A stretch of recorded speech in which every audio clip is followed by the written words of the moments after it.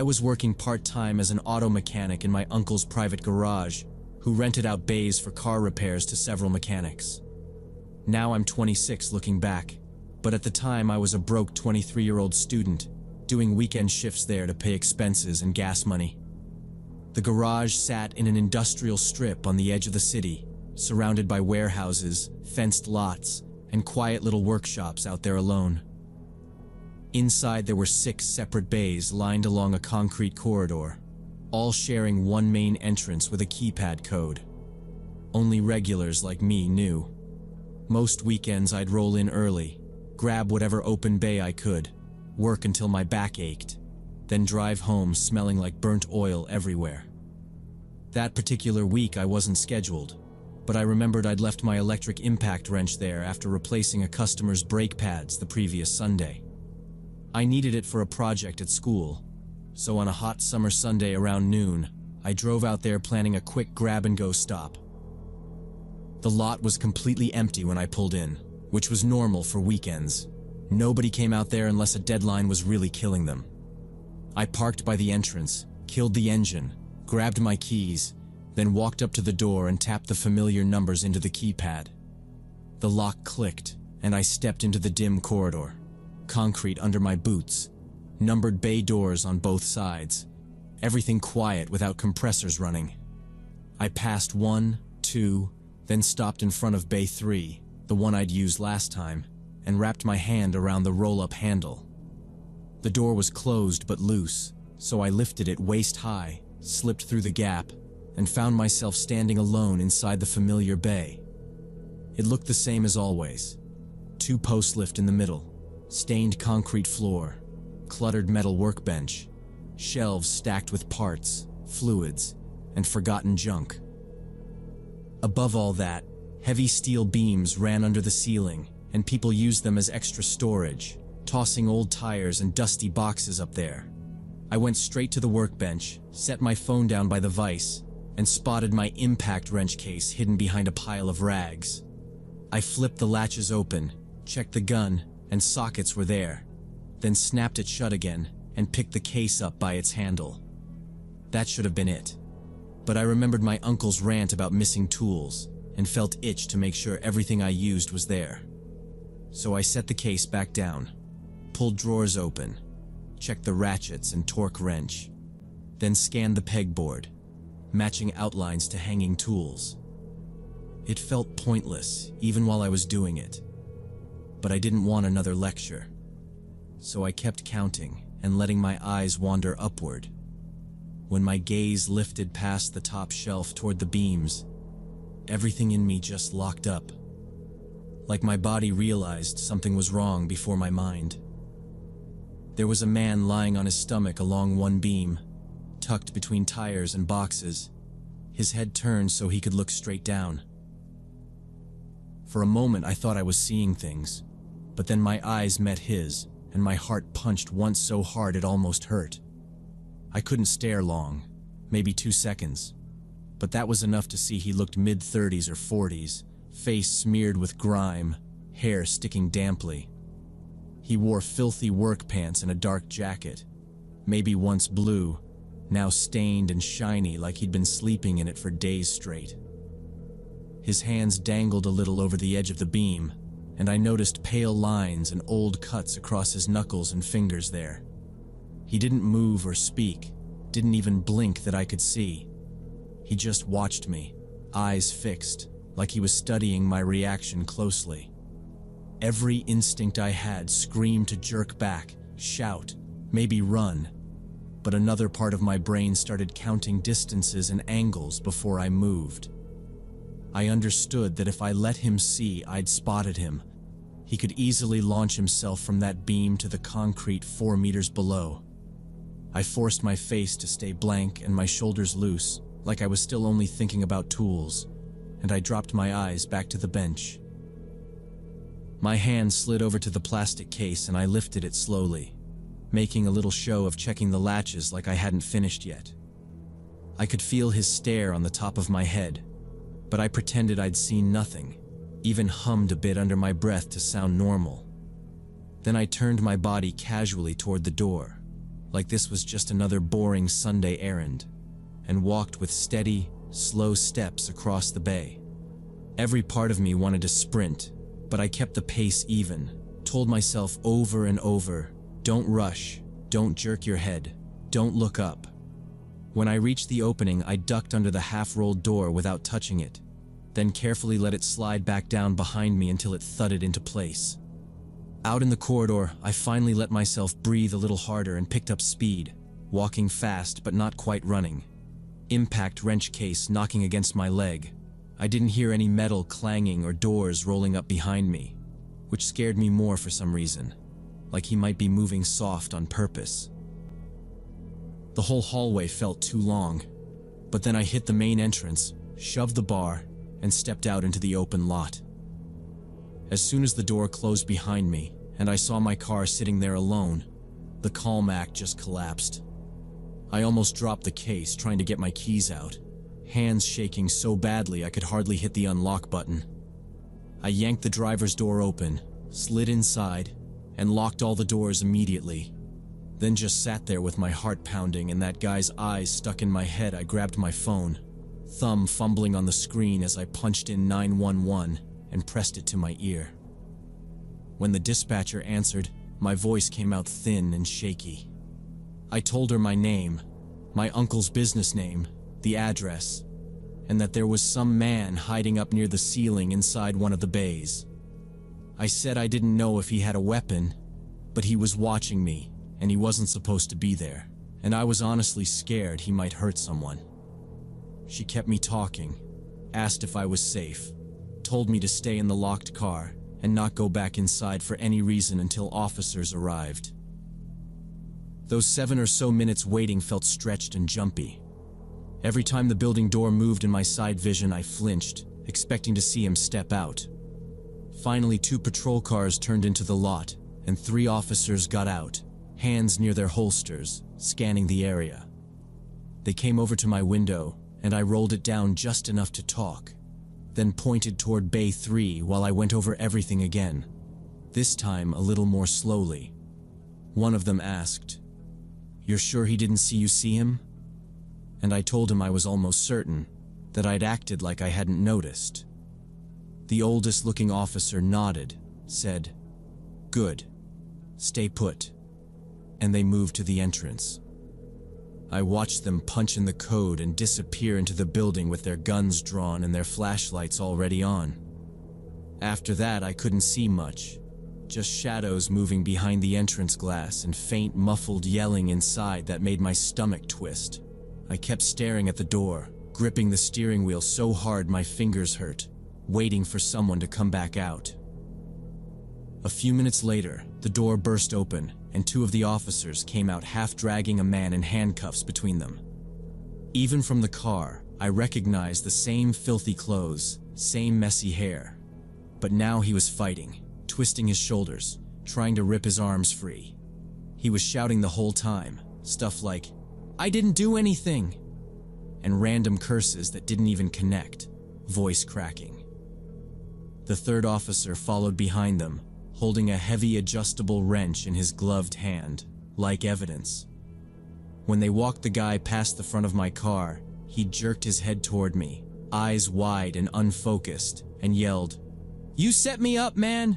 You set me up!" before one cop shoved him forward into the back of a cruiser.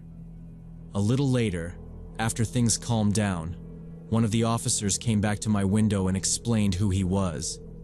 Turned out he used to work for one of the other mechanics in the building, but had been fired a couple of months earlier for stealing tools and parts, and nobody had thought to change the door code.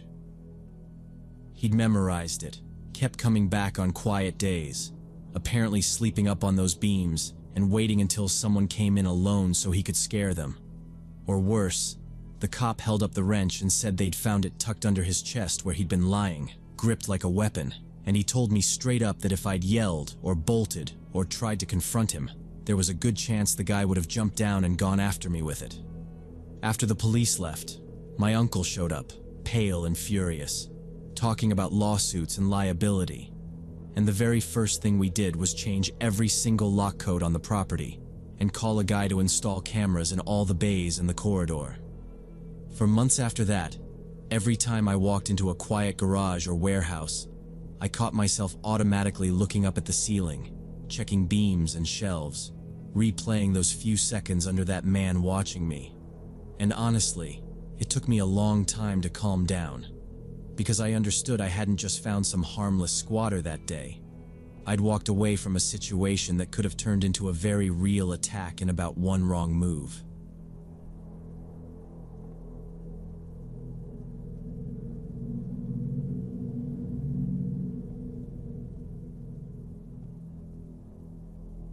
During my first year at Mesa Community College, when I was 19 and studying programming, my parents said they'd pay for tuition, but I had to earn my own spending money. I thought that was reasonable. I still lived at home, had an old beater Corolla, and mostly needed cash for gas, food, and hanging out after class. I sent applications to pretty much every place within a few miles of campus that didn't require experience. Arby's on South Dobson Road was the first one that actually responded.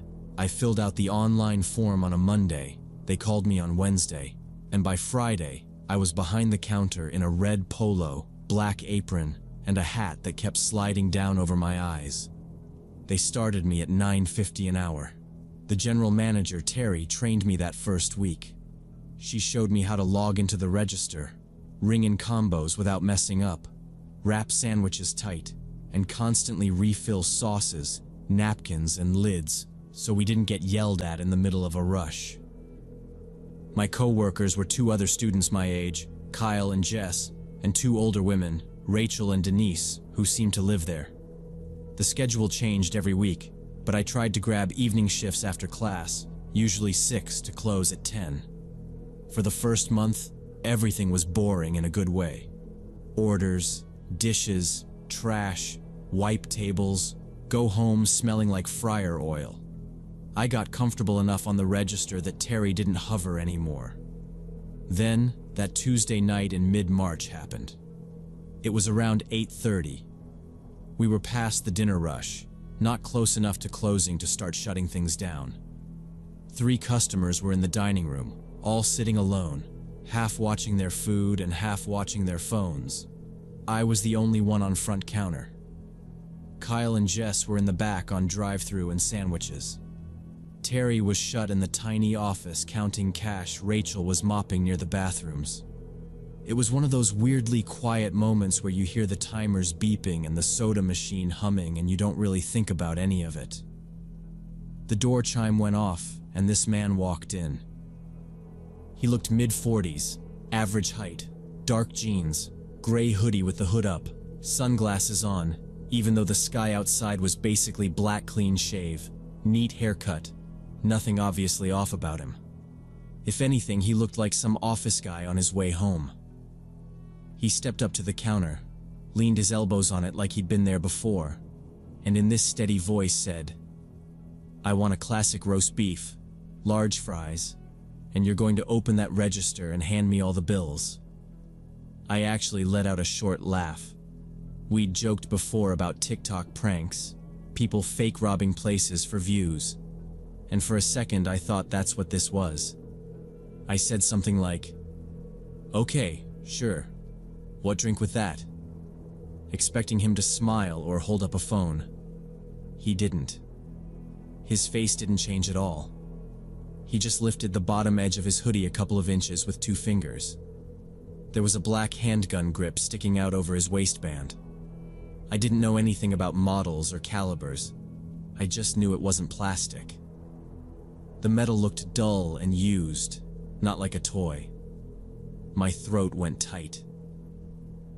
The 3 people eating behind him didn't react at all. They had no idea. He let the hoodie fall back into place and moved his other hand so it rested near the gun. "This isn't a joke," he said quietly. "Open the drawer, put the cash in a paper bag, quick and quiet, and nobody gets hurt." His tone was so flat it barely sounded like a threat. My hands started to shake. I remember thinking that if I screamed and he panicked, he'd start shooting and the people in the dining room would catch it first.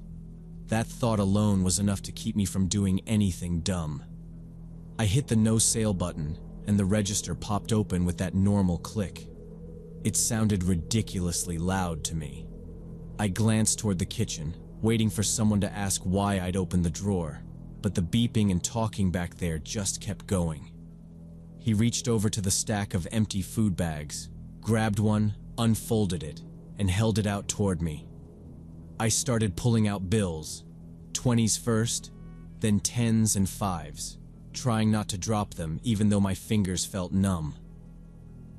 There was around 400 in there because Terry hadn't done the last pull yet. I could feel his eyes on my hands, could see his other hand resting on the gun under the fabric. "Leave the coins, just paper," he added, almost like a reminder. I left the quarters and ones. When I'd cleared out the bills, I folded the top of the bag once and held it out to him. He took it calmly, slid it into the front pocket of his hoodie, and smoothed it down like he was just putting away leftovers. For a second, I thought he'd turn and walk out the door, and that would be the end of it. But he didn't move. His elbows were still on the counter, like any other customer waiting on food. My heart was hammering so hard it felt like everyone in the place should hear it. I remember realizing that even though he already had the money, he still had a gun, and we were all still stuck in there with him until he decided he was done. He met my eyes, completely calm, and said, "Now make my order. Classic roast beef, large fries." I didn't know if he was joking or serious, but I started making the sandwich. My hands were shaking badly, the meat slid crooked, sauce spilling across the stainless counter. He didn't rush me, didn't say anything, just kept checking the kitchen doorway and windows. I wrapped the sandwich, dropped fries into the bag, added napkins automatically, slid it over. I mumbled something like, "Here you go," voice cracking, and he just nodded once calmly. He actually said thanks, totally normal tone, then turned toward the doors with the tray. I watched his hands, waiting for sudden movement, but he only pushed through and left. From the counter, I couldn't see any car waiting, just darkness over the larger lot. He walked toward the shopping center, disappeared around the side of our building, and vanished. I realized my fingers rested inside the empty drawer, like I was guarding invisible money. The register kept beeping at me to close it, that annoying sound finally snapping me. About a minute later, the office door opened and Terry stepped out holding deposit bag. She saw the open drawer first, then my face, and her whole expression tightened immediately. "What happened? Why is the register open?" she asked, already setting the bag on counter. I opened my mouth, but nothing came out, so I pointed weakly toward the doors. She stepped closer, really looked at me, and quietly asked if somebody had robbed me. I managed a nod, throat burning, and that was all she needed to start moving. Terry grabbed the store phone, dialed 911, reported armed robbery, suspect on foot, no injuries. Then she yelled toward the kitchen, told everyone to lock the door and stay inside. The restaurant went from quiet to chaotic. Footsteps everywhere, people asking questions I couldn't process. I stayed behind the counter because my knees felt loose, like they might give out.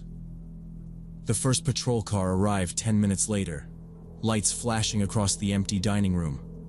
2 officers came inside, checked bathrooms and storage areas, making sure he hadn't hidden anywhere. One officer guided me to a table, sat across from me, and asked information slowly. He wanted my name, age, address, how long I'd worked there, all that routine stuff. Then he had me retell everything the guy did from walking in to leaving outside. My answers sounded distant to me, like someone else was talking through a speaker somewhere. A detective arrived while we were still talking. Guy in plain clothes, straightforward and focused. He took me and Terry into the office, pulled footage, and watched the robbery silently. On screen, we watched him enter, lean on the counter, show the gun, grab money. The hood and sunglasses hid of his face, his head tilted down the whole time. Afterward, corporate people called, decided to close the store 2 days for investigation and support. The following afternoon, Terry phoned me at home, voice tired, and said I was terminated. She explained it wasn't giving him money. Policy said cooperate, but for missing the alarm. There was a button under the register I was supposed to hit. I had forgotten I told her I understood, because honestly, I couldn't imagine standing behind that counter again. Police never called with updates, and my mom said detectives considered it one more case. By April, I had a new job at the library, shelving books and checking IDs. Work there was, and predictable. Nothing like fast food rushes, and my parents seemed relieved. Still, whenever someone in a gray hoodie steps up to counter, everything tightens inside me.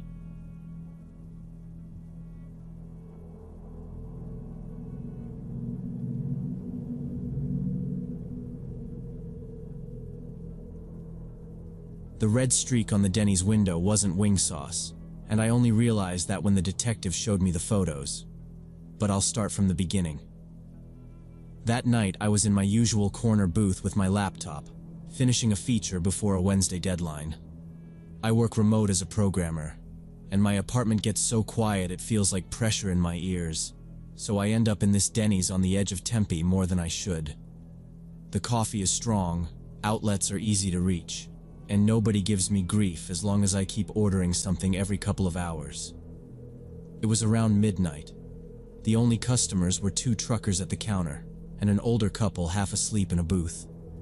Roxana was on shift, the night server who already knew I wanted black coffee and wings without even asking. Out in the parking lot, I could see a gray Ford Explorer idling near the side of the building, just inside the light from the one working pole. I first noticed it when I walked up to the register to ask for another order of fries. The headlights were on but dim, like the driver had half turned the knob. I thought somebody was waiting on a to-go order or picking someone up from the motel across the street. An hour later, the truckers paid and left. The couple shuffled out, and the Explorer was still parked in the exact same spot. Nobody had gotten in or out. I tried to lose myself in my code review, but every time my eyes needed a break, they went straight back to that SUV. It sat there like a frozen frame while everything else in the place kept moving. A little after 1, people started coming in through the front door for the morning shift. A cook with headphones around his neck, another server yawning into her elbow. Roxana rang herself out on the little screen by the register, grabbed her bag, and waved a quick goodbye at me. I raised my coffee cup back at her without really thinking. From my corner, I could see the whole side lot through the big glass, so when she pushed open the side door, I watched her cross the pavement toward her Toyota Camry under the pole light. As soon as she was outside, the door of the Explorer opened. A man in a dark jacket stepped out fast, like he'd been waiting for that exact second. He moved toward her from behind, not quite running, but close. I straightened up in the booth, one hand still on the trackpad. Roxana turned when he called to her. Even through the glass, I could see her recognize him. Her shoulders dropped a little, like whatever she'd been expecting to deal with was at least familiar. They stood near the front of her car, talking. It looked tense right away. His head was angled down toward her, his hands moving a lot. She crossed her arms, then shook her head. The new server behind the counter was tying her apron, oblivious. I slid my phone out of my pocket and kept it in my palm, not sure if I was being paranoid or smart. Outside, Roxana uncrossed her arms and jabbed a finger at him. He stepped in closer. When he grabbed her forearm, she jerked back hard enough that I heard my own chair leg scrape on the tile. My thumb missed the unlock pattern twice. By the time I got to the dial screen, he had shoved her against the hood of the Camry. Their bodies blocked most of my view, just shapes pressed together in the yellow light. I punched in 911 and held the phone to my ear. While it rang, he pinned her down with one arm and reached under his jacket with the other. Something thin and metallic caught the light as he brought his hand back up. I remember telling myself it could be keys, even as he raised his arm in that stiff, wrong angle that didn't look like anything normal. What happened next took maybe 4 seconds. His arm drove down into her side in 3 quick motions. Her legs kicked once, then went loose, and she slid down the front of the car onto the asphalt. He stayed over her for a beat, chest moving, then bent and did something I didn't understand until later. He wiped his hands on the front of her uniform shirt, like he didn't want to carry anything away with him. The dispatcher finally answered and started her script, asking for the nature of my emergency, while the man turned his back, got into the Explorer, and rolled out of the lot with his headlights still off. I watched him disappear toward the road while I stammered out the address and the words, "Woman stabbed in the parking lot," over and over until the dispatcher told me to stop and slow down. Inside, nothing moved for a few seconds. Then the new server looked toward the window, dropped her order pad, and ran for the side door. I could see her hit the pavement, skid on her knees next to Roxana, and start screaming. None of it made a sound where I sat. All I heard was the dispatcher telling me help was on the way and asking if the attacker was still there. My laptop screen had dimmed. When I tapped the touchpad, the editor snapped back with the cursor blinking in the same half-finished line of code, as if the last minute hadn't happened. Through the glass, the parking lot filled with flashing lights faster than I thought possible. Patrol cars, an ambulance, then someone stretching yellow tape across the entrance while officers pushed us all back into seats and told us not to leave. They questioned me right there in my booth. A uniform took my basic info first. Then a detective in a plain shirt sat down where my laptop had been and turned my coffee cup aside. He had a small notebook, but barely looked at it. He asked me to go through things in order. What time I got there, when I first noticed the Explorer, what Roxana said to me, what I saw outside. We went over the man's height, his build, his jacket, the make of the SUV, the way it pulled out of the lot. Every time he came back to the same question. Did I hear anything they said? Any shouting? Any words at all? I knew how important that would be, some phrase he could use, but all I could remember was the silent shapes on the other side of the glass. I told him the only thing I was sure of, that I hadn't heard a thing from them, not even a shout. Between us there had been thick glass. I found out more the next day from news reports. I was supposed to fix a client bug that morning. Instead, I sat at my desk, refreshing the same article. Her full name was printed there, with her exact age. Roxana Miller, 38, mother of 2 teenagers, Denny's server. They said she had worked that shift pattern for years. The picture showed her at home, holding a birthday cake. No apron, no coffee stains, just a normal, tired smile. Below the photo, the article explained the divorce and harassment. I scrolled slowly, reading every line like it was code. According to the report, her ex-husband David never accepted. For 8 months after the divorce, he kept showing up. He would sit in his car outside her house night. He appeared at school events and work breaks, cornering her. She changed the locks twice after finding him near porch. The article mentioned a restraining order and threats sent text. He told her she'd regret taking the house he wanted. There were arguments about selling it, splitting money, starting separately. Reading it, I could hear their parking lot conversation anyway. I still had no words, just their shapes through glass. What surprised me most was how fast they caught him. The news said officers found him 40 minutes after attack. He was checked into a cheap motel 15 miles away. He used his name, SUV parked crooked near the door. No attempt to run, no cleaning, nothing looked like planning. Seeing that in print made the thing feel even dumber. This man planned long enough to stalk, then collapsed afterward. Months later, I searched her name and found the sentencing. 2nd-degree murder, 25 years possibility of parole later. The detective called it measure of justice. It sounded hollow. The article finally mentioned the red streak I had ignored. It was not sauce. It was blood that hit glass.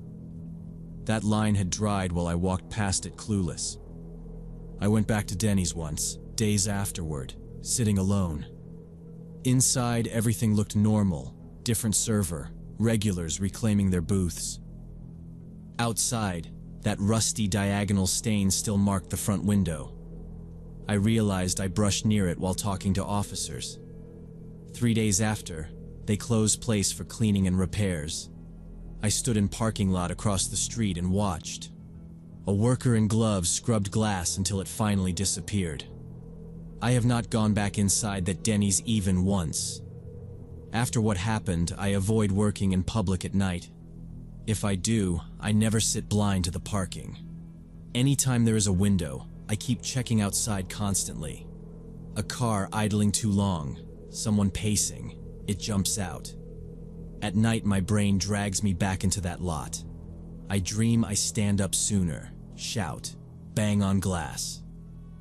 Sometimes in the dream, I reach the door in time, but mostly it plays the way. I freeze, dialing slowly. In reality, investigator told me I could not change anything. He said it was over in seconds, before could react. Logically, I know that, but head rewrites the timeline anyway.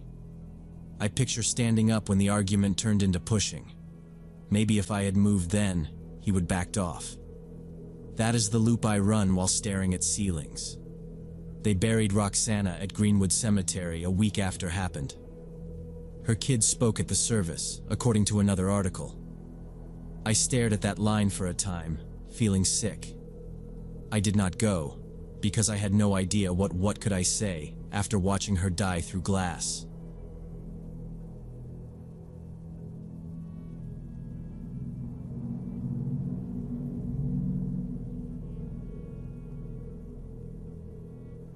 About a year ago, I was working on a personal research project about local history. I'm not a historian or anything. I just got weirdly hooked on old maps and photos of my neighborhood and wanted to match who lived where, what used to stand on certain corners, stuff like that. Most of what I needed wasn't online, so the only way to see it was the big public library downtown. One evening after work, around 7, I headed straight there. The place is 3 floors, pretty big, and even at night it isn't empty. Kids at the computers, students with headphones, older people half asleep over newspapers. I went straight to the 2nd floor where the local history section is. First, I sat at a catalog computer, typed in the titles I needed, and scribbled a list of call numbers on a scrap of paper. Then I walked into the stacks with that list in my hand. It was normal library quiet. I followed the labels, found the first book, flipped through a few pages to make sure it was what I needed, then tucked it under my arm and kept going. After maybe 20 minutes of walking from row to row, I turned into a new aisle and noticed a woman standing at the far end. She looked late 30s, medium height, gray coat down to her knees, dark scarf over her hair. She was turned toward the books, head tilted like she was reading the spines. Nothing about her really stood out. I squeezed past her at one point, muttered a quick, "Sorry." She didn't react, but that's pretty normal in a library, so I didn't think much of it. I grabbed another couple of books from a different section and then headed over to where they keep the archival folders and old photocopied documents. A few minutes later, I walked past the end of another row and saw her again. Same woman, now in the next aisle over, in almost the exact same position, like someone had just moved her one shelf to the side. It registered as a little off, but I told myself I was being paranoid. Same floor, same subject area, maybe she was hunting the same topic. I tried not to look again. I found the folders I needed, checked the dates, and decided I should double-check how late the reading room stayed open before I settled in, because I still had work in the morning. So I took my stack and went down the main stairs to the 1st floor. At the bottom, there's a little sign with the hours printed on it. I stopped there, read that I still had plenty of time, and for whatever reason, I glanced back up the staircase. She was there, a few steps above where I'd just been, same coat, same scarf. She was walking down at almost the same pace I'd used, like she'd matched my timing without thinking about it. When my eyes hit her, she flicked her gaze away too fast, suddenly very interested in the railing. That was the first moment it felt wrong, like I wasn't just crossing paths with some random person anymore. I wanted to know if I was imagining it, so instead of turning toward the reading room like I'd planned, I pivoted toward the exit as if I was done for the night. I walked up to the glass doors, then stopped at the bulletin board beside them and pretended to read flyers. In the reflection, I could see most of the lobby behind me. I stood there for maybe a minute, doing this fake, interested in community events act, then shifted my head just enough to look around. She was there again, maybe 15 feet to my right, in front of another bulletin board. She was angled toward the papers, but her eyes weren't really moving. From where I stood, I could see she was watching me from the side, just barely turned. My heart started pounding. I remember thinking, okay, this isn't random. I tried to talk myself down. Maybe she'd mistaken me for someone, or maybe she wanted to ask me something and didn't know how I don't like confrontation. But the idea of her silently orbiting me all evening felt worse than one awkward conversation. I decided to walk over and ask if she needed help, or if something was wrong. I turned fully toward her and took a step. As soon as I did, she snapped her head away, spun toward the doors, and walked fast. Not quite running, but that tight, rushed walk people do when they really want out. She pushed one of the doors open and went straight outside without looking back once.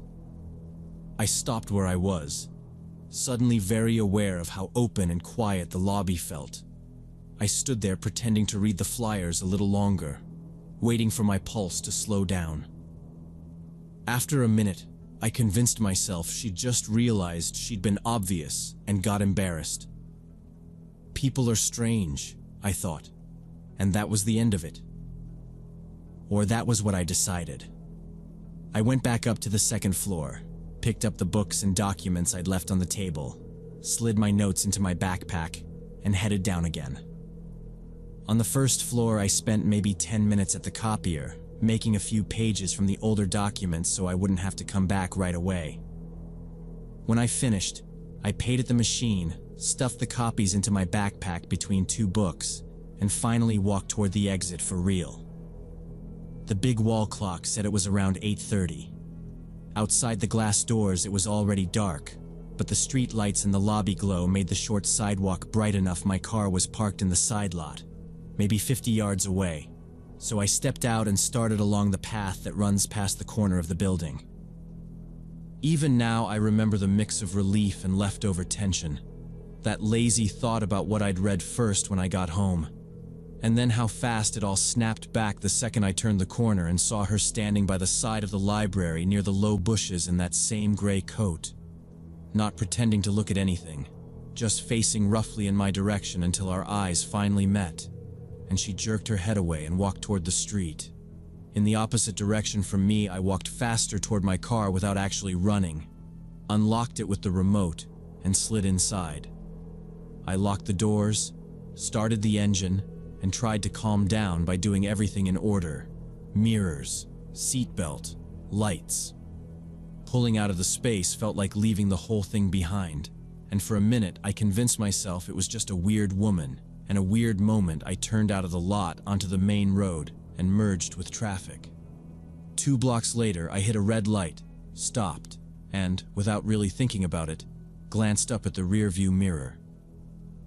Behind me was a gray sedan with a taxi sign on the roof, close enough that I could see someone in the front, but not their face.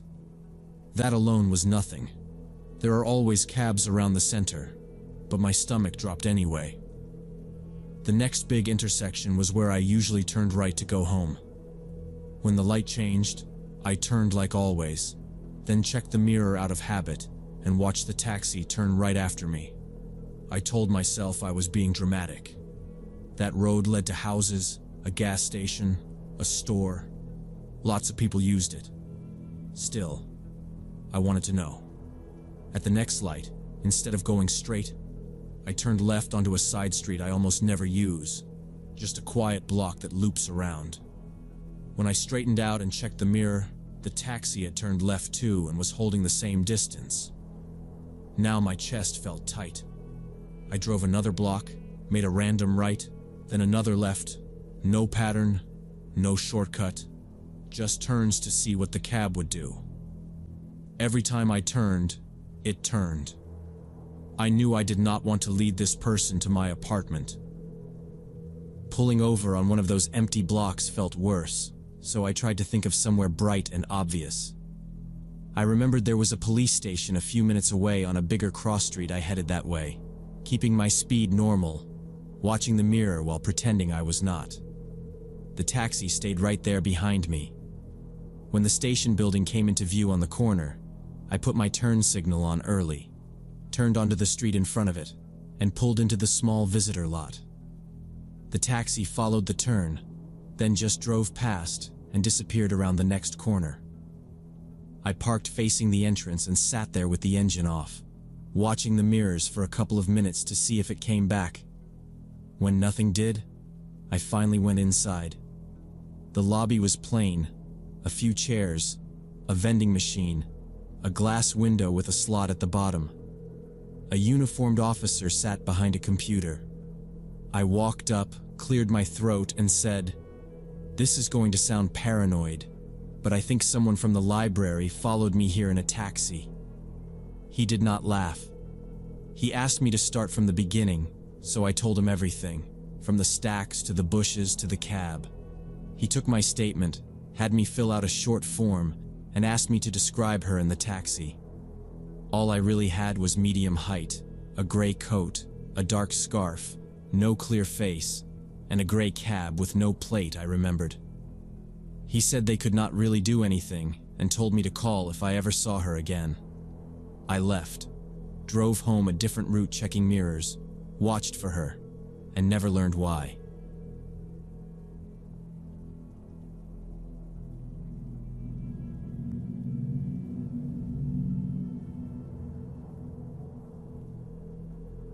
I was working as an ER nurse in Tampa when I was 26, and my shifts often ended at 2 a.m. After the really bad nights, when we lost someone or had 3 codes back to back, I hated standing around waiting for the night bus that almost never came. Walking home felt better. It was just under a mile, straight through a quiet residential area I'd walked 100 times. That night I clocked out a little after 2:30 a.m., changed into jeans and a hoodie, signed out my badge, and told the charge nurse I was fine to walk. I remember thinking about nothing except a hot shower and how much my feet hurt.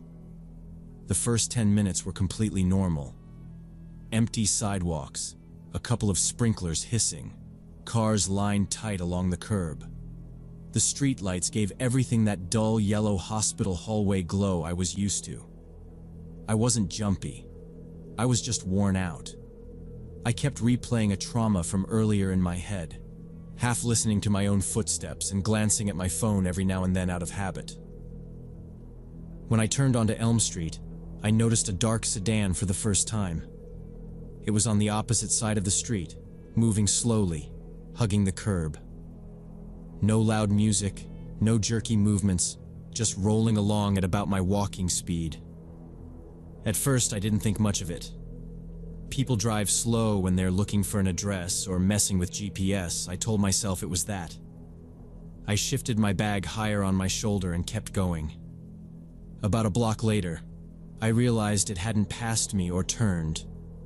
It just kind of floated parallel with me, a little ahead, then a little behind, like whoever was driving was unconsciously matching me. I got that small electric jolt in my chest you get when your brain quietly says, "Hey, pay attention." I forced myself to stay casual, gave one quick side look. All I could make out was a dark shape behind the wheel and tint on the windows. No clear face, nothing obvious. I looked forward again. At the next intersection, I turned right like I usually did. The sedan rolled a few feet past the corner, then made the same turn, ending up behind me now instead of beside me. Not super close, maybe 60 feet back, but centered in the lane, headlights on my back. My stomach flipped. Normal people don't copy some random woman's turn at almost 3 a.m. for no reason. I sped up a little so my breathing changed, but I tried to keep my body language calm. In my head, I decided I needed to know if this was in my head or not. At the next corner, I took a left onto a narrow side street I basically never used at night. It dead-ended by some townhouses. It made zero sense as a shortcut to anywhere. If they followed me there, it was deliberate. The sedan turned left after me. My heart started pounding so hard I could feel it in my throat. I forced my shoulders to stay loose because I didn't want to look like prey. I pulled my phone out, unlocked the black screen, held it to my ear, and said, loud enough to carry, "Yeah, I'm almost home. Yeah, meet me at the door in 2 minutes." Then I added a fake little laugh, like someone was actually waiting. Nothing changed. The car didn't speed up, didn't peel off, just held the same distance, engine low and steady. I reached the end of the side street, turned again, basically looping myself around the block. There was absolutely no normal reason to follow that pattern unless you were watching me. The sedan turned again too, same smooth turn, like it was attached to me by a rope. My mouth went dry. That was the moment it stopped being maybe and became, okay, this is real. I started scanning ahead fast, looking for anything open.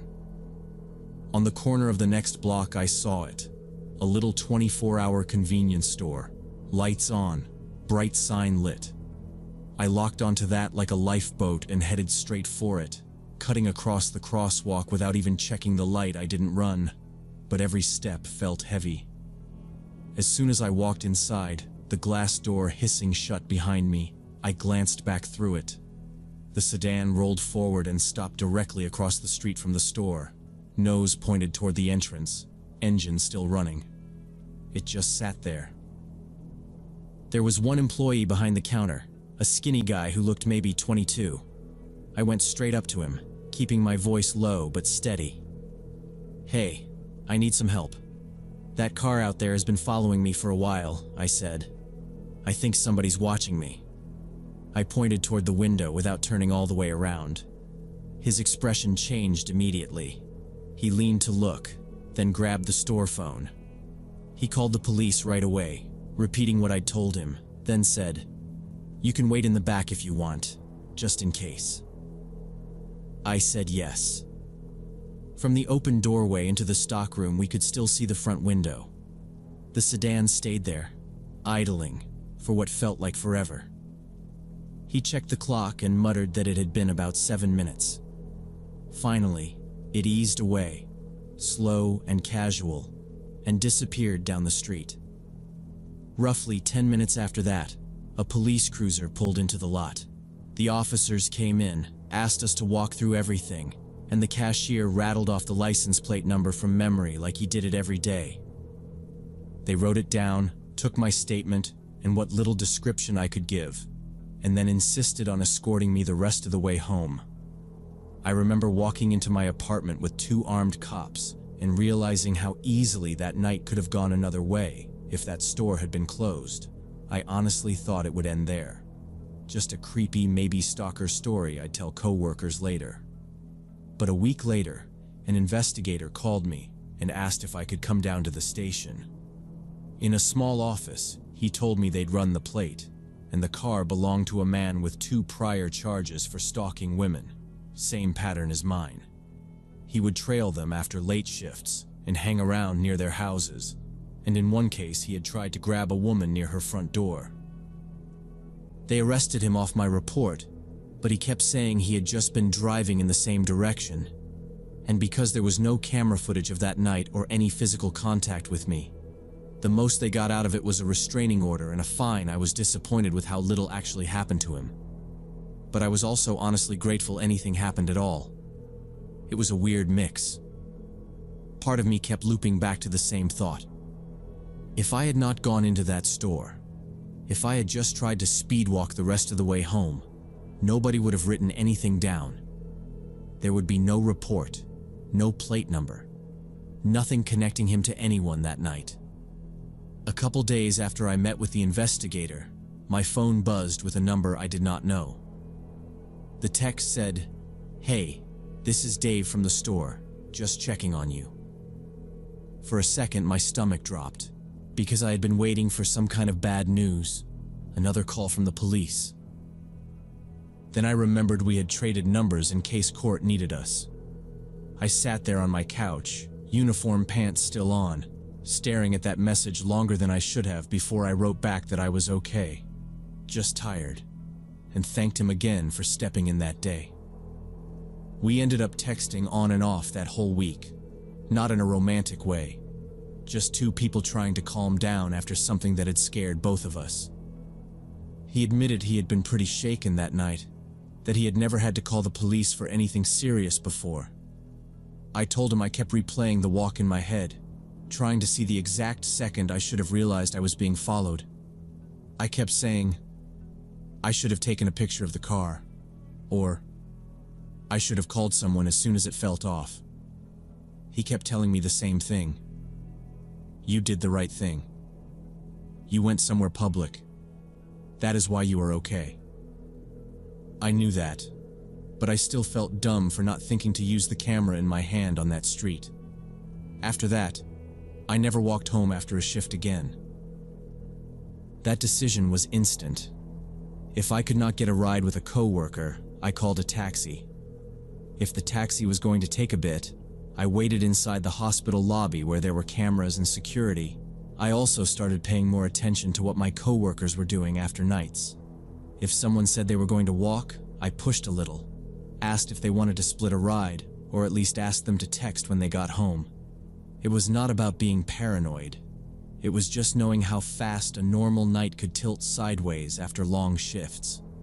The thing I regret most from that night is still the same.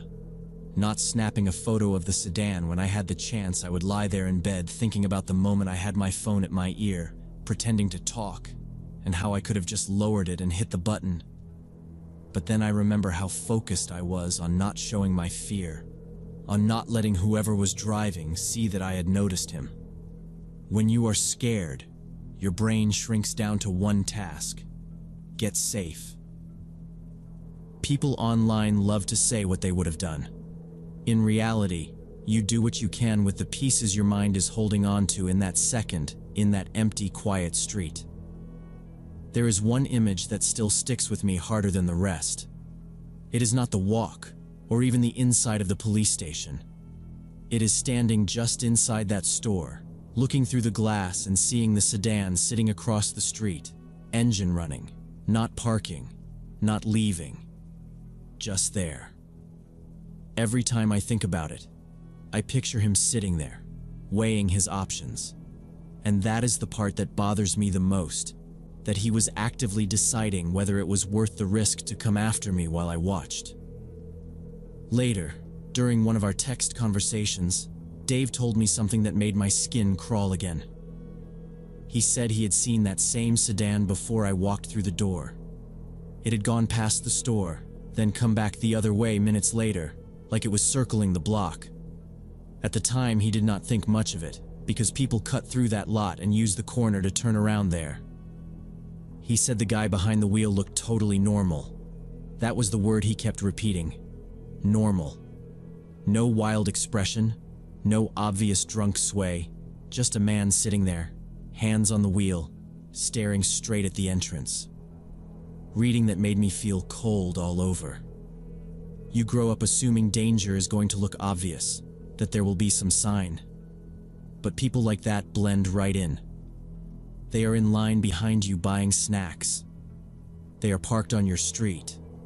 They are just driving in the same direction, until suddenly they are not. The investigator told me I was lucky in a way that did not feel good. He mentioned one of the man's other victims, another woman leaving a late shift, except she had not been anywhere near an open store. He tried to grab her near her building. She fought like hell, scratched him up, and ran. And by the time officers got there, he was gone. Hearing that made everything feel heavier. It was not random that he followed me. This was a routine for him, something he had done before and was willing to do again. That is why I tell this story so much now. Especially to younger nurses and techs starting nights, I probably sound like someone's overprotective aunt, but I do not care. I tell them to walk in groups when they can, to call rides, not to talk themselves out of that first bad feeling because they are worried about overreacting. I tell them not to take shortcuts through side streets just because they are tired. If your gut tells you something is off, get somewhere public and call for help, even if you end up feeling silly later. Embarrassment fades. The other outcomes do not. Knowing how close I came and how many tiny choices lined up in my favor that night keeps me alert every time I step outside after dark. And if sharing all of this makes even one person stop and listen to that instinct, then it is worth repeating.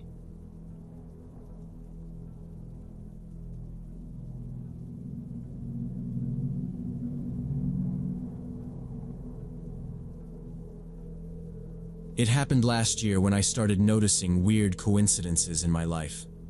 I was 26, working as a marketing manager in Austin, Texas, doing a cycle of emails, meetings, and Netflix.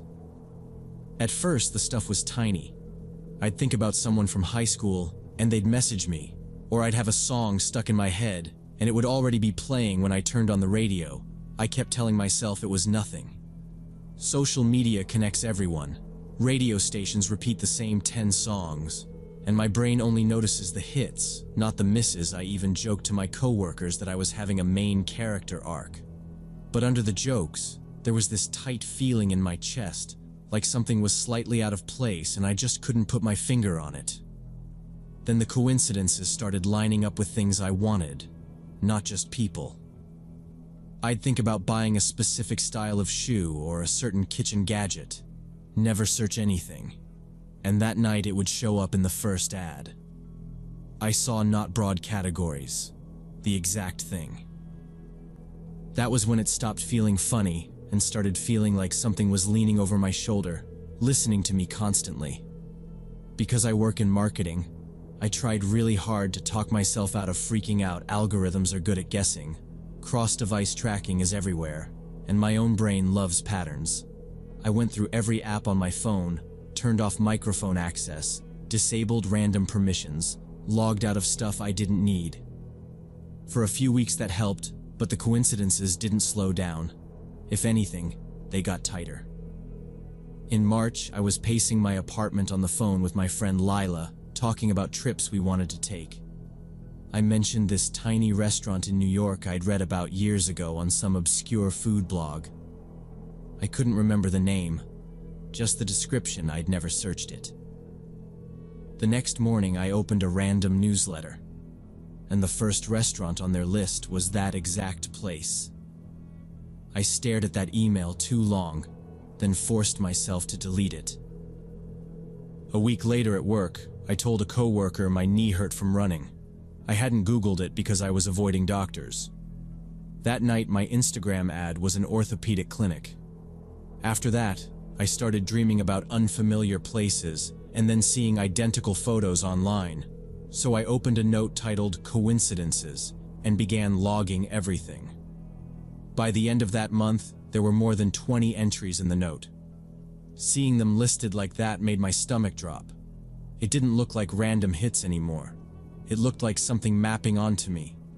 One night at my boyfriend Evan's place, while we were making pasta, I finally told him everything and showed him the list on my phone. He laughed but knew I was serious. He said phones are always listening. Advertisers know everything. And it was creepy but normal, not magic. When I didn't look convinced, he suggested an experiment.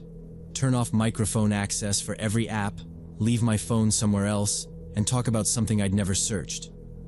If the ad still found it, then we'd know it was more than just lazy paranoia.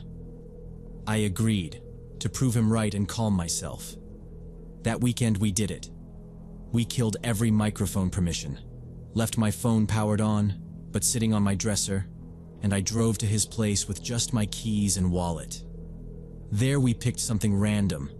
I said I wanted to learn the ukulele. We joked about it for a while and then dropped it. No phones or smart speakers anywhere near us. It felt silly, but also necessary. 2 days later, my first YouTube ad at lunch was for ukulele lessons. My history was clean, and Evan suddenly stopped joking. He wanted a second test, so we picked the phrase, medieval manuscripts, and repeated it with my phone left at home. 3 days later, an ad for a paleography course appeared at work, and I actually started panicking, because if it wasn't my phone, then what was it? I went into full damage control mode after that paleography ad. I checked my laptop for viruses and spyware, ran every scan I could find, even some sketchy free tools I normally wouldn't touch. Nothing showed up. My phone scans came back clean too. I changed every password, turned on two-factor for everything, and logged out of any account I didn't absolutely need. It kept my hands busy, but the tight feeling in my chest didn't go away. At night, I started reading about surveillance and data collection, the long technical articles that usually make people's eyes glaze over. I read about how apps track location, how ad networks build profiles, how microphones can be triggered. A lot of it matched what I already knew from working in marketing. But when I compared it to my list of coincidences, it still didn't fit. My stuff was too specific, too fast. Even knowing all the tricks, I couldn't see a normal path from my behavior to those results. Then something happened that had nothing to do with any device. My mom called me in April and said she'd been cleaning out the attic and found a box with my old drawings and letters from elementary school. She sounded amused, said she'd mail me a few because they were cute and ridiculous. I didn't think much about it until an envelope showed up with a small stack of wrinkled notebook pages in childish handwriting. Most of it was normal kid nonsense, but one letter made my hands go cold. It was dated 2005 and addressed to future me. In it, 8-year-old me wrote about a dream where I was grown up, working in a big city in an office with glass walls, and I had a dog named Luna who slept under my desk. I read it twice, then checked the date again. In 2023, I was working in Austin, in a glass-walled office, and 2 months earlier, I had adopted a dog and named her Luna. I had no memory of that dream or that letter. None. I don't remember ever writing to my future self. I sat at my kitchen table staring at that page for a long time, trying to reach back in my head for any trace of it and getting nothing. That night I took the letter to Evan's place. I didn't explain right away, I just handed it to him. He read it, laughed, and said something like, "This is weirdly on brand for you." Then he looked at the date, touched the paper, and you could see the joke die on his face. The page was old, slightly yellowed, full of spelling mistakes. It wasn't something you fake in an afternoon. We sat there going back and forth. His first thought was that maybe my mom was messing with me. I told him she didn't even know my office had glass walls, and she definitely didn't know the name of my dog. The next idea was that I'd read the letter sometime in the past, forgotten it, and the memory sat hidden until it shaped my choices later. That at least sounded possible. It would mean my own brain had been nudging me quietly for years. But I still couldn't remember ever seeing that letter before. The whole thing felt like one more item thrown on top of a pile that was already too high. When I got home, I opened my coincidences note and added the letter as a new entry. Then I scrolled through everything from top to bottom, all the way back to the first song on the radio. Seeing it all laid out like that made me feel less like someone dealing with random weird luck and more like someone trapped in a setup they didn't agree to. Since the letter, I've been moving through my life like I'm handling something fragile. I still go to work, walk Luna, see Evan, talk to my friends. From the outside, I probably look normal. Inside, I'm tracking every thought, every small wish, every offhand comment. I stopped talking about personal plans anywhere near my phone or laptop. I started writing things down on paper instead of in notes apps. Simple stuff like buy new running shoes or maybe take a weekend trip, and then hiding the paper in a drawer. Even doing that, the coincidences haven't really stopped. Some weeks there are only one or two, some weeks there are several, but they keep showing up just close enough that I can't fully relax. Since then, I've been living with this steady sense that something is off about reality itself. Either there is a level of surveillance and manipulation we don't know about yet, or there is some other process at work that connects thoughts, memories, and future events in a way I don't understand. I've gone back and forth 100 times on whether this is just me losing it, building a pattern in my head because I'm anxious and paying too much attention. Or maybe we really are being watched and nudged a lot more closely than any of us think. I don't have an answer. All I know is I can't shake the feeling that my thoughts aren't private anymore, that they're being read and used by something or someone I can't see.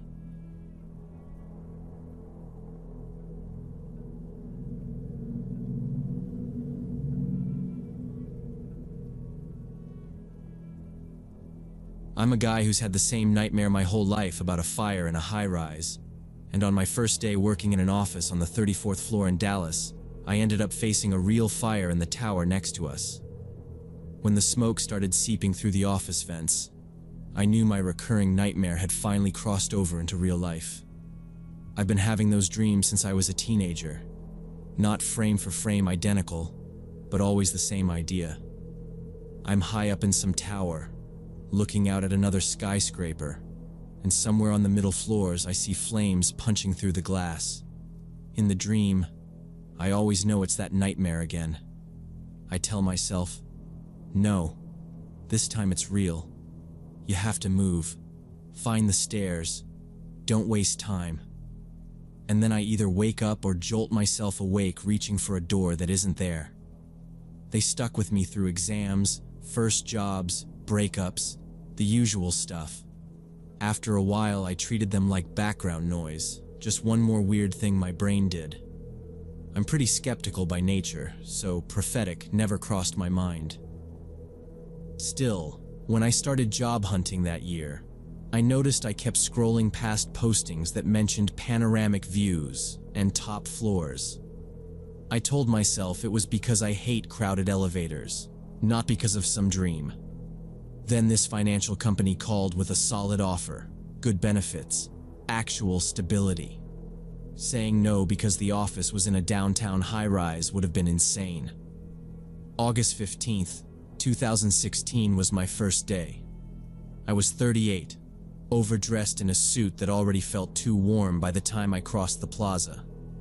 Dallas heat pressed in even that late in the day. The AC upstairs was doing its best, but you could still feel the thick air. Orientation started around noon and just kept going. HR talked policies. IT walked us through logins. Some VP gave a speech about joining the family. By a little after 6, there were maybe 5 of us left in the conference room with Carol from HR, who kept laughing and saying, "I promise I'll get you out of here soon." Our department space was on the east side of the floor. Floor-to-ceiling windows looked straight out at another glass tower across the corporate center. Carol pointed at it while we were walking past, told me a big law firm was over there, joked that we'd know when their bonuses hit because their parking lot turned into a luxury car show. While she talked, I caught myself doing this habit I have now in any tall building, clocking the green exit signs, counting the doors to the stairwell, making a mental map. I wasn't expecting disaster. It just made me feel calmer. I was at Carol's desk, going over health insurance options, when I noticed this oily orange reflection moving across the glass wall behind her. At first, I assumed sunset, but then I remembered the sunsets on the other side of the building, and we'd already lost the direct light an hour earlier. The color kept shifting. I actually stopped mid-sentence, walked over to the window, and looked at the neighboring tower. Fire was already blowing out of several busted windows about 6 floors below us. Flames were curling out into the open air, then whipping upward along the building's skin. Black smoke poured up and sideways at the same time. For a second, my body did that thing it does in the dream, this frozen recognition. Then Carol stepped up beside me, saw it, and just whispered, "Oh my God," with her hand over her mouth. That tiny, normal reaction snapped everything into focus. This wasn't my brain. This was right across from us. Within what felt like seconds, sirens started up below. First one, then several overlapping through office windows in that tower. I could see people on other floors moving fast, some backing away, some just staring down at the burning level. Somewhere behind us, someone yelled that we needed to move away from the windows. Another voice said the fire department would handle it and we should stay calm.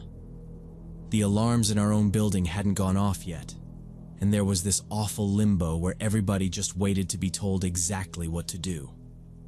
When the alarm finally did start blaring, the evacuation kicked off in the worst possible way, with conflicting instructions. A manager near the elevators shouted that protocol said to shelter in place unless told otherwise.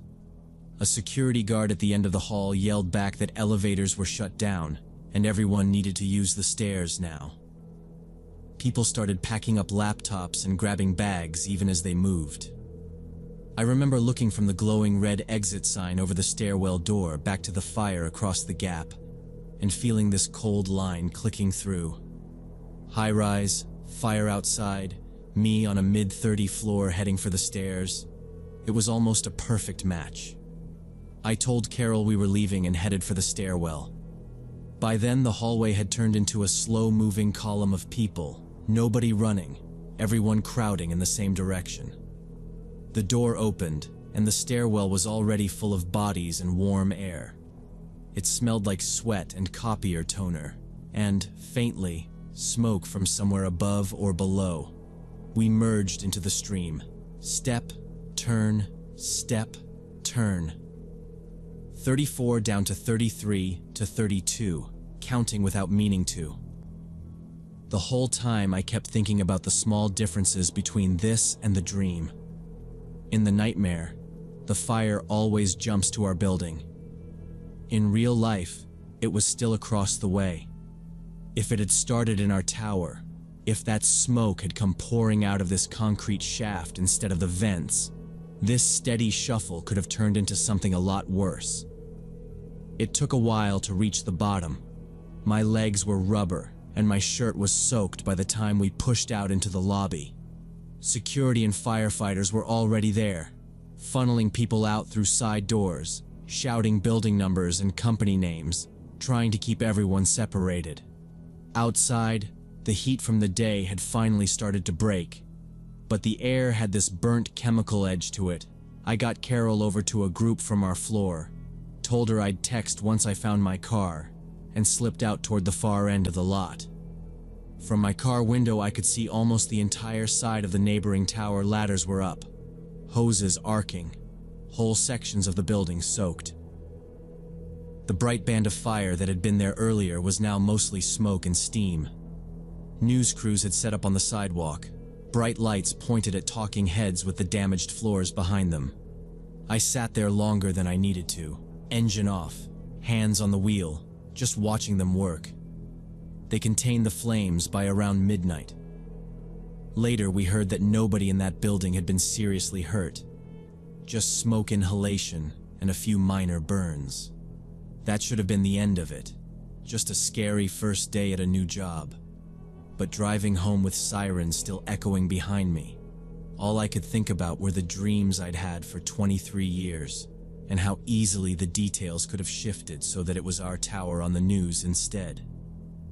Knowing that everyone was basically okay didn't stop the thoughts racing through my head.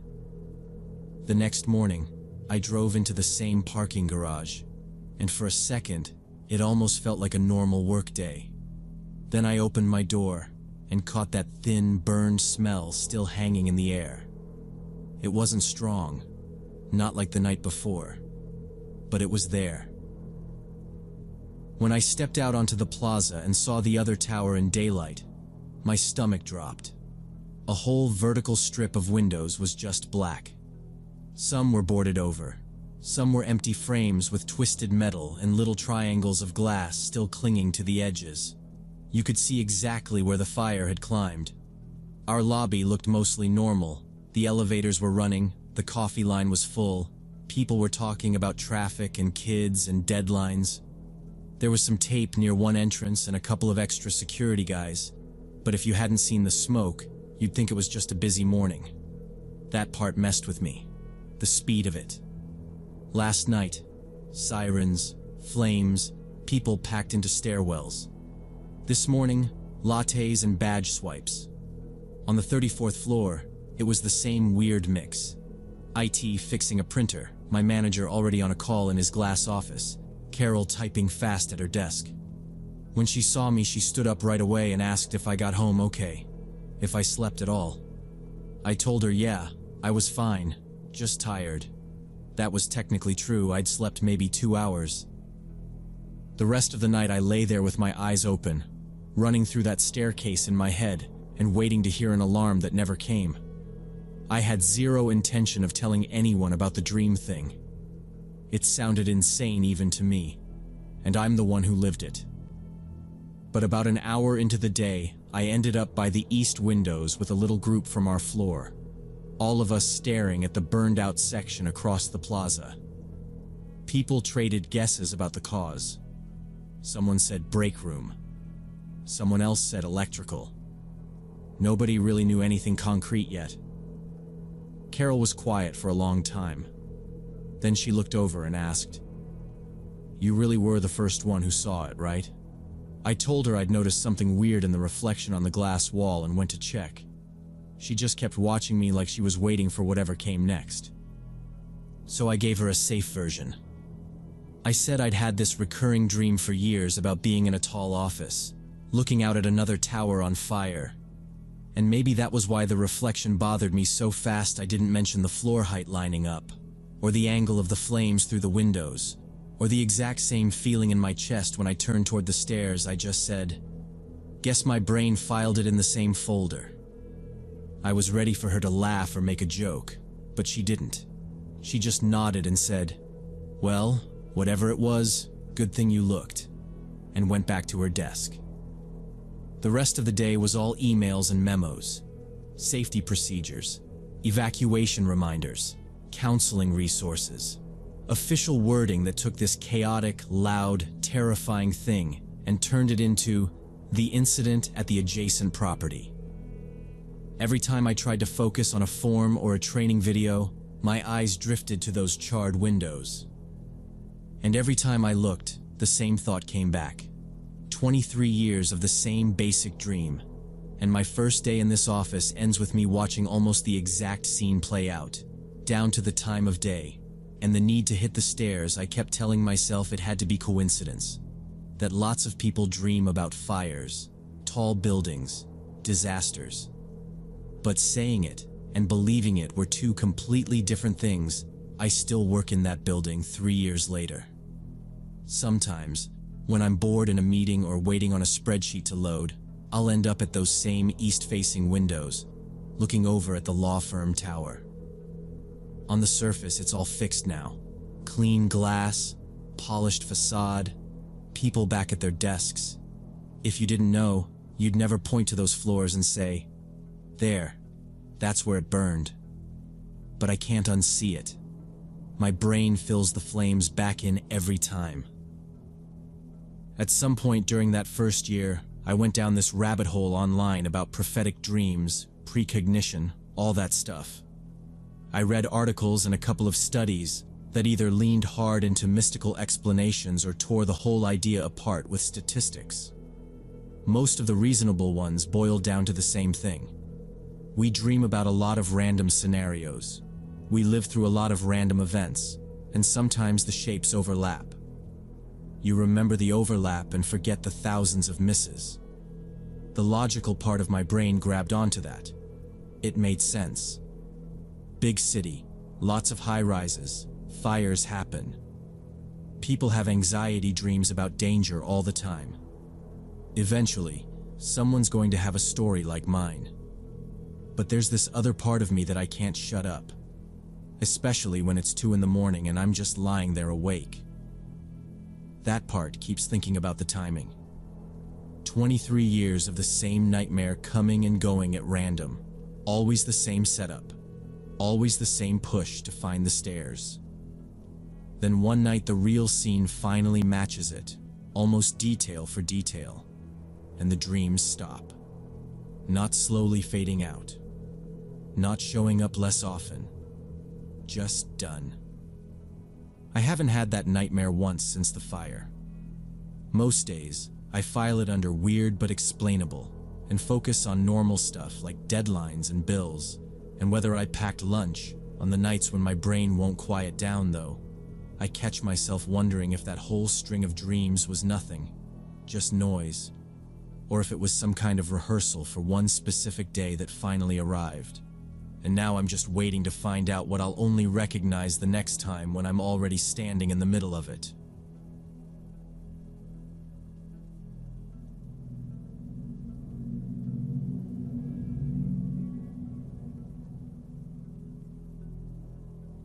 The sound of breaking glass at 3 a.m. isn't something you forget easily. I was up instantly, heart pounding, already trying to figure out what in our garage could even make that noise. A second later, I heard it again. Not an accident this time, but sharp, spaced-out hits against glass, like someone was swinging a hammer or throwing the same heavy rock over and over. Beside me, Tom jerked awake, grabbed his phone off the nightstand, and muttered, "What the hell was that?" I didn't answer, because I was already sliding out of bed and going to the window, half expecting to see nothing and feel stupid for panicking. Instead, the porch motion light clicked on, and there he was. A man, just a dark shape at first, walking right across our front yard like he lived there. He wasn't running. He didn't duck or freeze when the light came on. He just kept going, slow and steady, head turning toward each downstairs window like he had a checklist he was working through. I whispered for Tom to call 911, and I could hear him already talking to the dispatcher, voice tight but calm, in that way he gets when he's scared and trying not to show it. I watched the guy move from the dining room window to the one by the living room, palm resting casually on the glass each time, testing the frames. The way he did it was what got to me. It wasn't clumsy. It was practiced, familiar. It hit me all at once that this probably wasn't the first time he'd walked around this house in the dark. That was the first moment I thought, not someone's breaking in, but we inherited someone's problem when we signed those papers. When I was 28, Tom and I thought we'd finally beaten the system. 3 bedrooms, a little yard, quiet street outside the city, all for a price that made the mortgage broker raise his eyebrows and double-check the numbers. The realtor, a woman named Lisa, kept pushing the word opportunity. She said the previous owner, Roger Klein, had to unload the property fast after a messy divorce. She didn't elaborate, and we didn't ask. We were tired of tiny apartments and noisy neighbors. A weird backstory and a slightly overgrown yard didn't scare us. I should have guessed something was off the first week we moved in.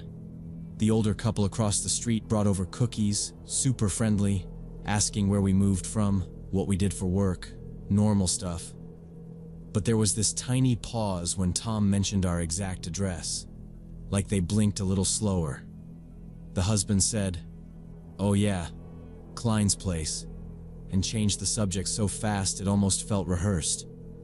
Same kind of thing with the guy next door when he helped Tom carry in the washer.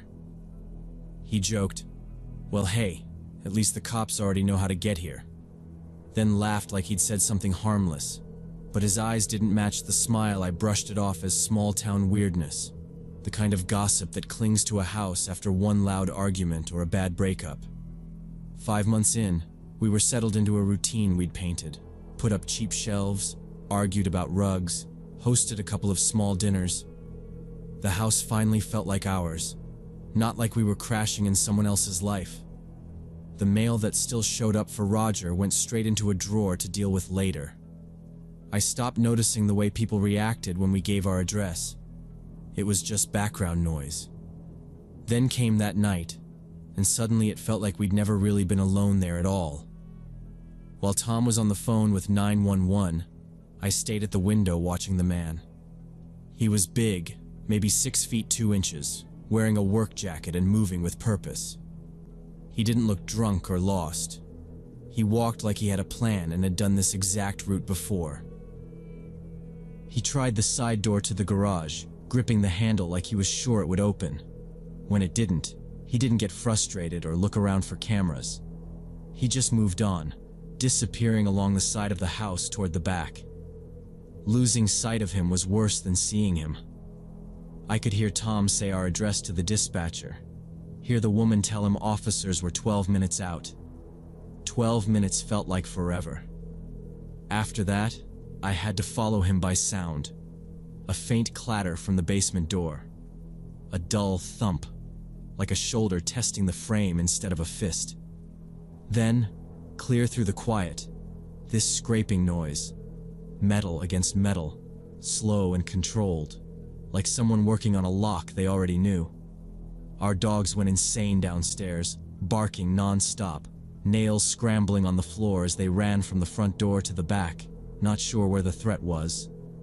I remember saying, "He's done this before," and realizing I'd said it out loud when Tom stopped talking to the dispatcher for half a second. The man came back into view near the middle of our yard and stopped. For the first time, he wasn't touching anything, not testing doors or windows. He just planted his feet and faced the house. The porch light caught enough of his face for me to see he was totally focused. Not high, not stumbling, not confused. His head tilted slightly, like he was lining up where things used to be in his mind, trying to match whatever memory he had of this place to what he was looking at now. And with the police still minutes away, my partner whispering behind me, and the dogs losing it downstairs, he stood in the middle of our yard and just stared at the house, like he was trying to remember something. The cops showed up close to when the dispatcher said they would, lights washing over the front of the house. The second the first cruiser turned onto our street, the guy in the yard moved. It was like a switch flipped. He turned, jogged toward the back, and cleared our fence into the little park behind us like it was nothing. By the time 2 officers were in our yard with flashlights and hands near their guns, he was gone. They pushed through the gate, swept the trees, called out, but nobody answered. One officer came inside to take statements, while the other kept going around the house, checking windows and doors, stopping to look closely at the garage and the basement door like he was trying to picture how the guy had worked his way around. In the morning, we finally saw everything in daylight. The garage window was smashed, glass over Tom's tools, and the floor. The frame around it was bent in, like it had taken more than one hit. At the back, the basement door was chewed up around the lock, deep marks like someone had leaned hard on a crowbar and kept trying. Near the fence, Tom pointed out 3 cigarette butts pushed into the dirt near the same spot, like somebody had stood there watching the house more than once. I followed the path back toward the porch, walked past the little row of garden gnomes we'd joked about, and stopped. One of them had thick black writing across its hat. "You know where it is." I yelled for Tom without touching it. He came over, read it, and just stared at me. "You know what that means?" he asked. I told him I didn't, and I meant it. He took pictures of everything, including the gnome, talking quietly as he did it because his hands were shaking. When the officer came back later, he bagged the cigarette butts, took more photos, and asked if anyone we knew might mess with us like that. We both said no. It didn't feel like a prank. It felt like someone sending a message to a person who used to live there, and we just happened to be the ones standing in the way. About a week later, our neighbor Frank knocked on the door with an apple pie and this stiff, guilty look. He's lived on that street for decades. He asked if he could clear something up, and we let him in. At the table, he kept folding and refolding a napkin while he talked. He said everyone had heard about the guy outside, and that he was sorry he hadn't warned us sooner. Then he told us what the realtor left out. The previous owner, Roger Klein, had gone through a brutal divorce. His ex-wife Cynthia had sued him, saying he was hiding money. Roger worked construction, did side jobs, got paid in cash a lot. The rumor was he'd hidden a big amount of cash somewhere in or around the property before the sale courts never proved it, and Cynthia never found it. But nobody on the block really believed there was nothing. Frank went on. After we bought the place, people had seen Roger parked down the street a few times, just sitting in his car, staring at the house. He never came up, never talked to anyone, just watched. Cynthia, according to Frank, had a brother who'd done time for extortion and hung around with rough people. Some of them had shown up back when Roger still owned the place, asking pointed questions, hinting that part of what he had belonged to Cynthia. Even after the sale, a couple of strange guys had come around the neighborhood asking if Roger ever talked about where he kept his money. The police had been called more than once back then. Hearing all that, the words on the gnome clicked into a different shape. It sounded less like someone accusing us and more like somebody trying to pressure Roger through whoever lived there next. After that conversation, we stopped pretending this was some one-off creepy night. We changed every lock. Tom ordered cameras that same day. Within a week, we had an alarm system, motion sensors along the fence, extra lights by the garage and basement door. Tom called the detective and asked if our address could be flagged for fast response. Nobody treated him like he was overreacting. They already knew the house, knew the names. For a while, nothing happened. We went to work, came home, watched the camera feeds more than TV. The new system caught the same car creeping down our street 3 different nights, slowing in front of our house and then continuing on. Nobody came up to the door. Nobody climbed the fence again. Early that spring, I went out to dig a new flower bed near the old oak tree in the yard. I hit something hard under the soil, not a rock, more like a flat edge. I called Tom, and we cleared the dirt until a small rusted metal box came up. For a second, we just looked at each other, both thinking the same thing. This was it. This was what everyone had been looking for. We brought it inside, set it on the kitchen table, and pried it open with a screwdriver. Inside were damp, stained divorce papers with Roger and Cynthia's names on them, and an empty envelope with "For Cynthia" written across it. No cash, no bonds, nothing valuable. Tom called the detective and they took the box, but that was it. Officially, the story ended there. Unofficially, it didn't. Years later, I still flinch when a car slows in front of our house at night and sits there a little too long, because I know there are people out there who will never believe the only thing we ever found was an empty envelope in someone else's mess.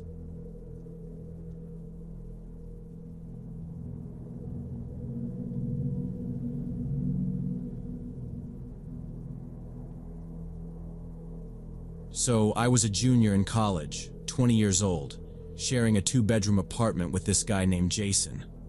We'd met through some housing group on Facebook, total strangers, before moving in together. The place was on the 2nd floor of an old building a short walk from campus. We barely crossed paths most days. He waited tables in the evenings, and I worked daytime shifts at the university library. That particular day, I'd been running around non-stop, morning classes, library shift, then 2 more lectures. By the time I dragged myself up the stairs and unlocked our door, it was a little after 9. Jason should have still been at work until around 11. I stepped into the hallway, flipped on the light, and something immediately felt off. A couple books were scattered across the floor, ones that normally sat on the small wall shelf. The shelf itself was crooked, like someone had bumped it hard. I stood there a second trying to picture Jason rushing out and maybe hitting it on accident, but he wasn't the rush out type. I walked into the living room and saw more weird stuff. 2 couch pillows were on the floor. The TV remote was lying by the leg of the coffee table instead of on top of it. Nothing dramatic, just wrong. I tried to talk myself into thinking Jason had been in a hurry, Or maybe dropped something and didn't bother picking it up, but it didn't feel like him. Still, no obvious signs of a break-in. Door lock was fine, windows shut. So I just put everything back in place. I went to my room, dropped my backpack on the bed, changed into sweatpants, and figured a shower would fix my head. 10 minutes under hot water helped a little. I came back out feeling tired but calmer. I headed to the kitchen thinking about the leftover pizza I'd been looking forward to all day. I opened the fridge, grabbed the box, and that's when I noticed the pantry door, this little closet-like storage room between the kitchen and living room, was standing halfway open. We always kept it shut. It was where we tossed old electronics, cleaning supplies, boxes we didn't want to deal with. I walked over and closed it without really thinking about it. Just assuming Jason had dug around in there that morning, I heated my pizza in the microwave, brought it to the couch, put on something mindless on TV, and ate. For a few minutes, everything felt normal again. When I got up to take my plate back to the kitchen, I started past the pantry and froze. The door was open again. Not wide, just like before, a few inches. But I knew I'd shut it firmly. I just stood there staring at the crack of darkness inside. My heart was suddenly pounding, and I had this tight, stupid feeling like I was being watched. I called out, loud, "Jason?" Thinking maybe he'd come home early without me hearing because of the TV. No answer. I pulled my phone from my pocket and turned on the flashlight. I didn't want to open the door more, so I just angled the light into the gap. The pantry was cramped, shelves on the left, boxes stacked along the right wall, old magazines piled on the floor. Nothing looked disturbed from what I could see. I kept telling myself I was being ridiculous, but something in me wouldn't let it go. I wrapped my fingers around the edge of the door and pushed it wider, slowly, making as little noise as possible. I stepped closer and raised my phone higher, scanning behind the stacks of boxes. For a second, I didn't see anything, just shadows. Then something shifted. A small, quick movement. My eyes locked on it. Between two tall boxes, someone was crouched down. Pressed into the corner, I saw a sleeve, all dark clothing, and part of an arm. A person. A whole person hiding in our pantry, silent, waiting. I didn't move. I didn't breathe. I just kept the light pointed at that narrow space, watching the shape of them, watching to see if they'd stand up or rush out or speak or anything. The figure stayed completely still. But I knew what I saw, and I knew they were real. I was inches away from the door, phone shaking in my hand, staring at the person hiding there. I jumped back so fast I almost slipped. My whole body reacted before my mind caught up. I slammed the pantry door shut with my forearm, not even looking, just shoving it closed as hard as I could. Then I bolted. I don't remember making the decision to run. My legs were already moving. I grabbed my keys tighter in one hand, phone in the other, and sprinted across the living room toward the front door. I didn't even bother locking it. I just yanked it open and flew out into the hallway. I took the stairs 2, 3 at a time, practically falling down them. The sound of my footsteps echoed so loud I kept thinking he was right behind me. When I burst out onto the sidewalk, I stopped only because my legs started to give out. I bent over, breathing like I'd run a mile. My hands were shaking so badly I almost dropped my phone. I dialed 911 immediately. I told the dispatcher everything as fast as I could. There's someone hiding in my apartment. I ran. I'm outside. I don't know who he is. I didn't see his face. I gave the address.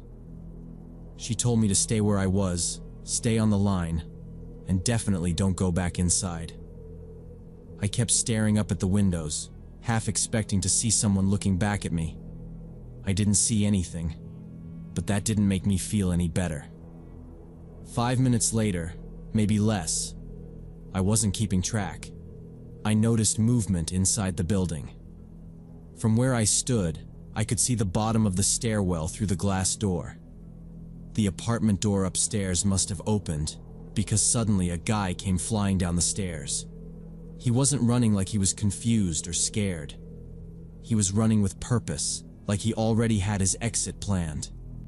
He pushed through the lobby door so fast it banged against the wall, then sprinted past me down the sidewalk. I only caught a glimpse. Dark clothes, average height, nothing distinctive.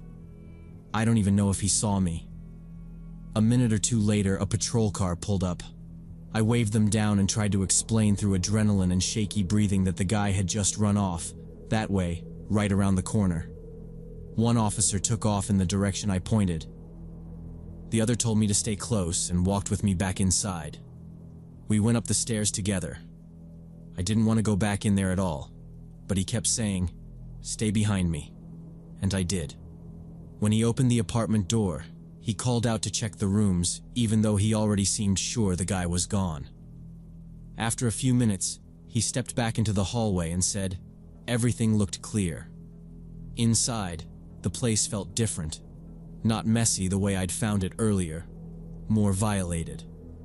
The pantry door was hanging open again. Some boxes had been shifted. You could tell someone had squeezed into that narrow gap. The officer checked the front door frame, then asked about the windows. Everything looked normal until we got to Jason's room. The window was cracked open just a few inches.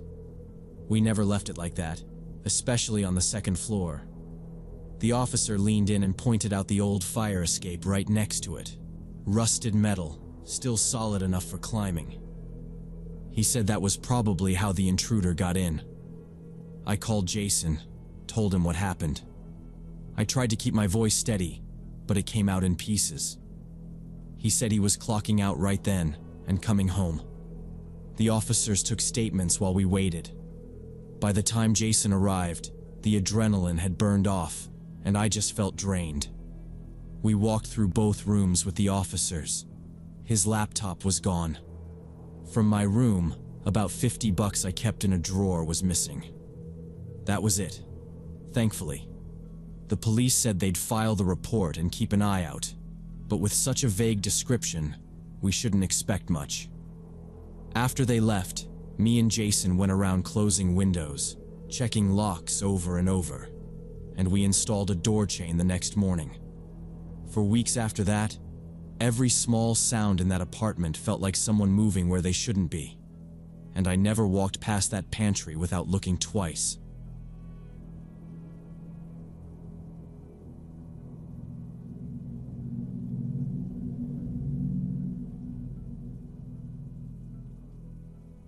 I've got this weird thing where I sleep best during rain. Most people complain about the noise, say they can't fall asleep when it's drumming on the roof, but for me it's like white noise. The heavier the downpour, the deeper I sleep. Maybe it started at my grandma's place with the metal roof, where summer storms sounded like someone shaking a giant bucket of nails. She hated those nights, but I'd knock out on her old couch in minutes. Now any decent rain hits, and my brain just flips a switch and shuts down. On dry, quiet nights, I can lie there for hours, staring at the ceiling fan, thinking about money and work and every dumb thing I've ever said. But as soon as it starts raining, I'm gone. By April 2019, I was renting a small house in coastal Louisiana, in a town near the bay that mostly lived off shrimp, tourists, and gossip about storms. I was 32, working maintenance at a marina, single, no kids, no pets. Nobody sharing the place except a dying ficus in the living room. The rent was cheap because the house was old, but it had a wide porch, and I could see the bay if I leaned on the rail. The house sat on a low hill, which in that flat area counted as high ground. Most places around us were pretty much at sea level, maybe a couple feet up on blocks if their owners had money. When I first saw the listing, that little hill was what sold me. Everyone down here either already has a flood story or is just waiting for their turn, and I didn't want mine to start with me renting the lowest house on the street.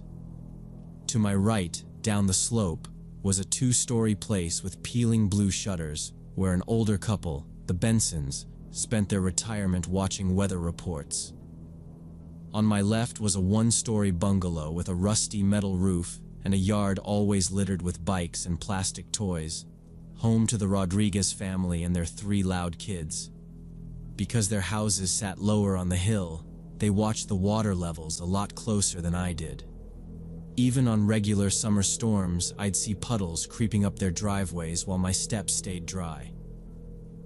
That week, the local news kept looping the same map with a red swirl in the Gulf, talking about a tropical storm that might, or might not, curve toward us.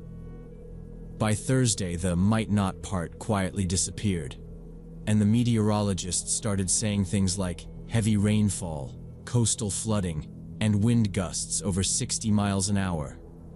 Our phones screamed with those emergency alerts about potential dam stress and flash floods in low areas. Out here, you learn not to panic every time they put a red banner on the screen, but you also learn not to ignore it. So that evening, everyone on our little hill started moving with that quiet, practiced urgency you only see in places that get hit a lot. Mr. Benson dragged plywood out of his shed and started boarding his downstairs windows while his wife hauled flower pots off the porch. Down the slope, I watched Carlos Rodriguez stack sandbags in front of his door, while his kids carried lawn chairs to the truck. I did my version of preparing. I checked the small generator in my shed, made sure it turned over, then filled every empty jug I had with tap water. I set out flashlights, batteries, and a pile of canned food on the kitchen table. More out of habit than fear, I thought briefly about driving inland to my brother's place. But the hill, the solid frame of the house, and the generator in the shed all argued that staying made sense. By 10 that night, the rain started, a steady patter, and I walked room to room watching the trees outside. Around midnight, it was a roar on the roof, wind shoving at the walls until I killed the lights, set phone by the bed, and lay down. The sound of rain was so powerful, I blacked out almost immediately. I woke up at 9 with bright sun in my face and this heavy feeling that I'd slept through something important. For a minute, I just lay there, confused, because the last thing I remembered was rain pounding the roof so hard it shook the bed. Now it was silent. No rain, no wind, no thunder, just stillness. I sat up, reached for my phone on the nightstand, saw the screen was dead, plugged it in, and went to the window to pull the curtain back. From where I stood, everything close to the house looked normal. The porch was dry, the steps were clear, the trash cans were in their usual spot. For a second, I really thought the storm had just moved on. Then I looked down the hill at the Bensons' blue cottage, and my brain stalled. Their whole yard and driveway were gone. Brown water sat up against their second-floor windows. The entire first floor was under. To the right, the Rodriguez bungalow was almost completely submerged. Just a crooked roof showing the whole lower part of the hill had turned into one wide, muddy lake, full of fences, broken furniture, tree limbs, and a car on its side near the turn. For a moment, I honestly thought I had to still be dreaming. That was the only way any of it made sense. I pressed my hand against the glass like touching it would change what I was seeing, but the water and the junk floating in it kept moving the same slow way. No sirens, no shouting, just bright sun on my side of the hill and destruction right below it. My heart was pounding so hard, it felt like the only sound in the room. I backed away from the window, went straight to the front door, and stepped out onto the porch to see how close the water really was. Outside, it was worse. The water had climbed right up to the base of my hill and stopped there, leaving a strip of dry grass between my porch steps and the edge. If this house had been built just a little lower, or if I'd rented any other place on that street, I would have been in that same brown water. I stood barefoot on the top step, staring at where the road used to be. A car lay on its side with only the undercarriage showing. Farther out, a refrigerator door drifted slowly and kept knocking against a fence post that didn't have a fence anymore. My phone finally buzzed behind me and snapped me out of it. I went back inside, grabbed it off the charger, and the lock screen lit up with more missed calls and messages than I'd ever seen. My brother, my boss, a couple of local numbers, and a whole stack of emergency alerts. I opened the first alert and saw the time. A little after 2 in the morning, mandatory evacuation for the coastal zone because of a dam breach upstream. Flash flooding expected. Sirens would sound. Proceed to high ground immediately. There were follow-ups about shelters, closed roads, rescue crews. All of that had happened while I was dead asleep, snoring through the one night you were absolutely not supposed to stay home. I listened to a voicemail from my brother, his voice shaking as he told me to get out. Said the dam near town had failed and water was pouring toward the bay. "Call me, please. Just call me so I know you're not underwater," he said. And then the message cut off. A text from Mrs. Benson's number said they were heading to the shelter and had tried to knock, but the wind and rain were too loud, and they couldn't stay. Carlos had sent a short text around 3. "We're getting out now. Hope you already left, man." After that, there was nothing from either of them, just more system alerts and messages from people asking if I was okay. It wasn't until later, when the news started showing aerial photos and local sites posted updates, that I understood the full picture. A dam about 10 kilometers away had failed in the middle of the night and sent a wall of water down into all the low neighborhoods. They'd sounded sirens, driven around with loudspeakers, told everyone to move to higher ground. My neighbors heard, grabbed what they could, and left. Their houses were still standing under that brown water, but everything inside them was basically gone. 2 people in another part of town didn't get out in time. An older man who lived alone, and a woman who tried to drive out and didn't make it. When I read that and realized I'd slept through every siren, every alert, every knock, while water tore through the town and people scrambled to leave, it hit me that my place was dry purely because it happened to sit on that hill, not because I did anything right. I'd always joked that I slept best in a storm. Now, every time rain hits the roof, I remember that night, and how close I came to being one more name on that list, and the joke doesn't feel funny at all.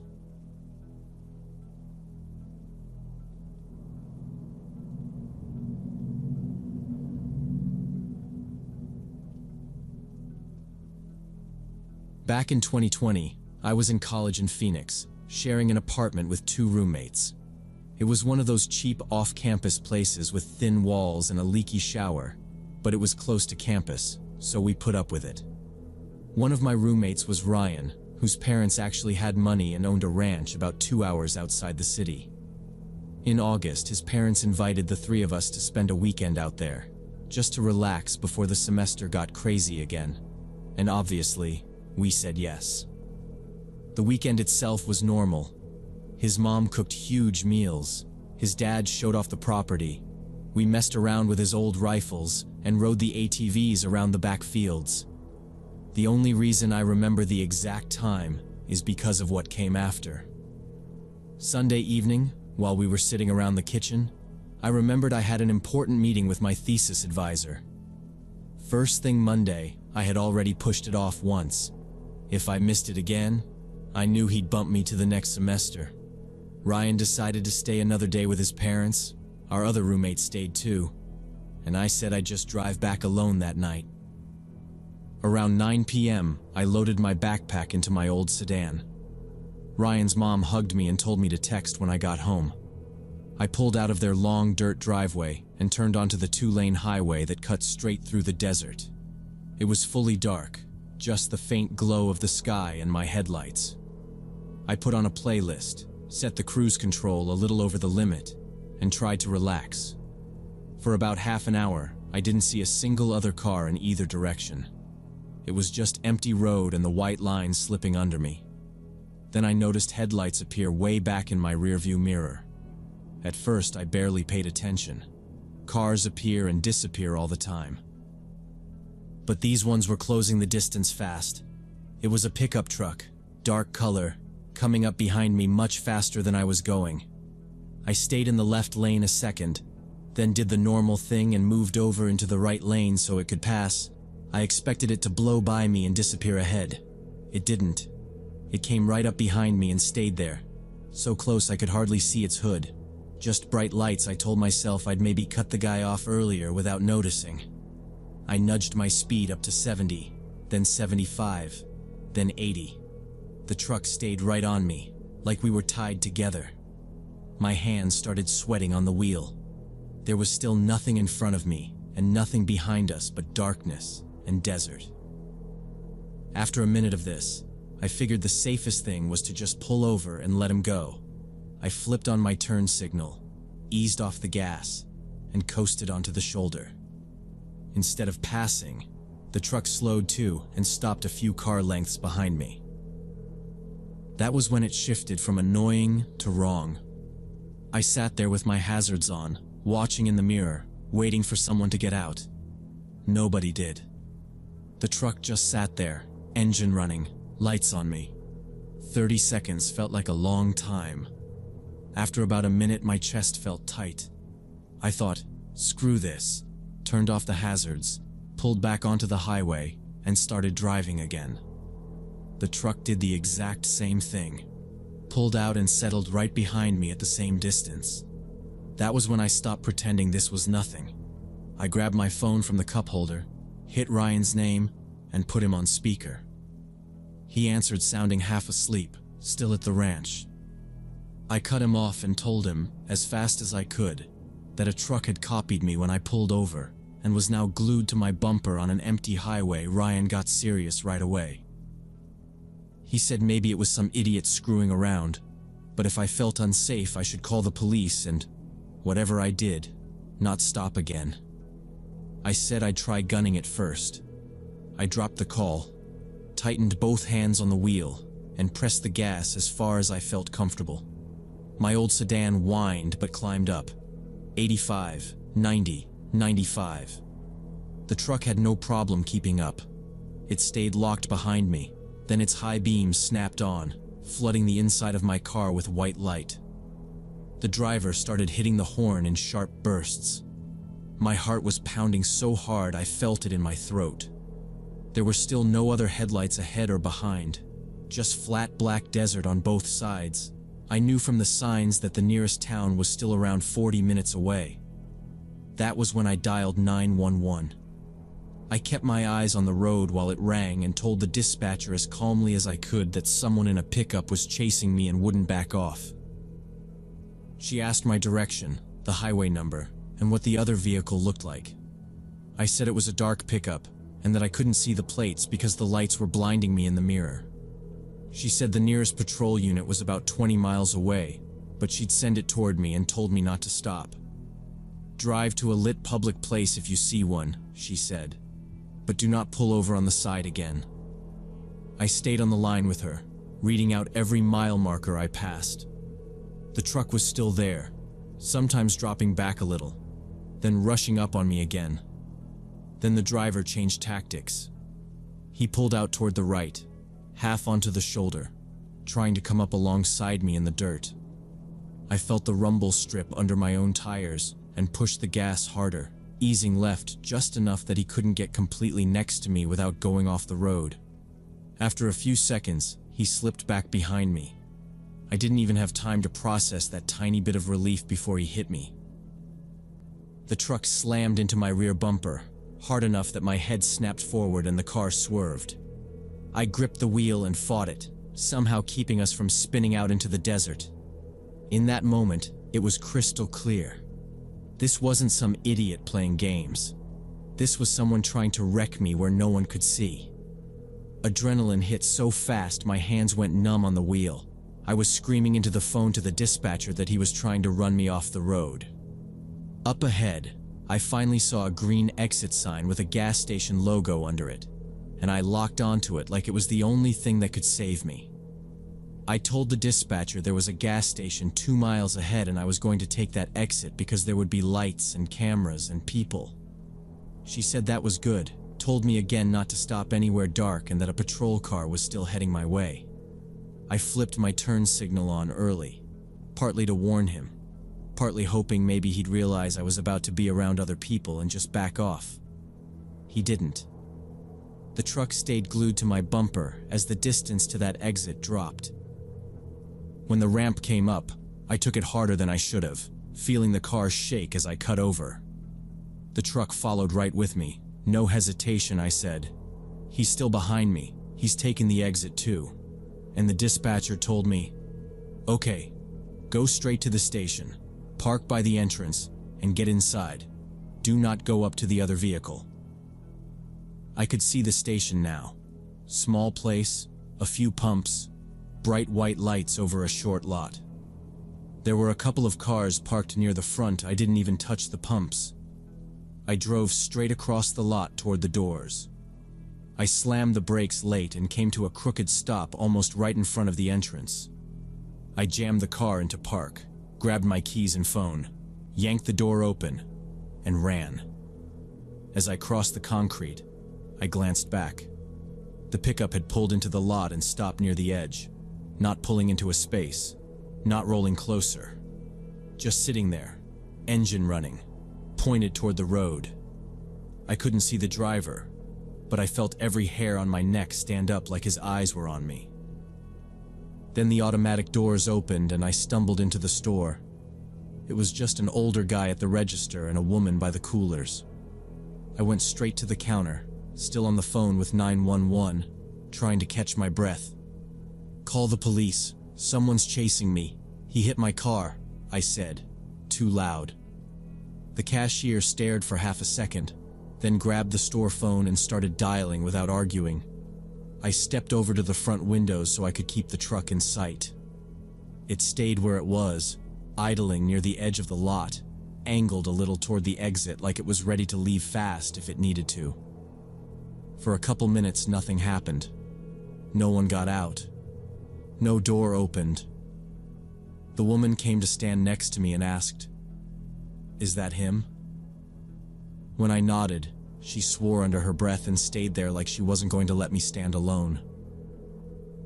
After what felt like forever, the brake lights on the truck flared. It rolled forward, did this slow circle through part of the lot, like the driver was thinking it over, then headed for the exit. I tensed, sure it was about to swing toward the storefront, but it didn't. It pulled out onto the road, turned, and merged back onto the highway. The taillights shrank and then were just gone into the dark.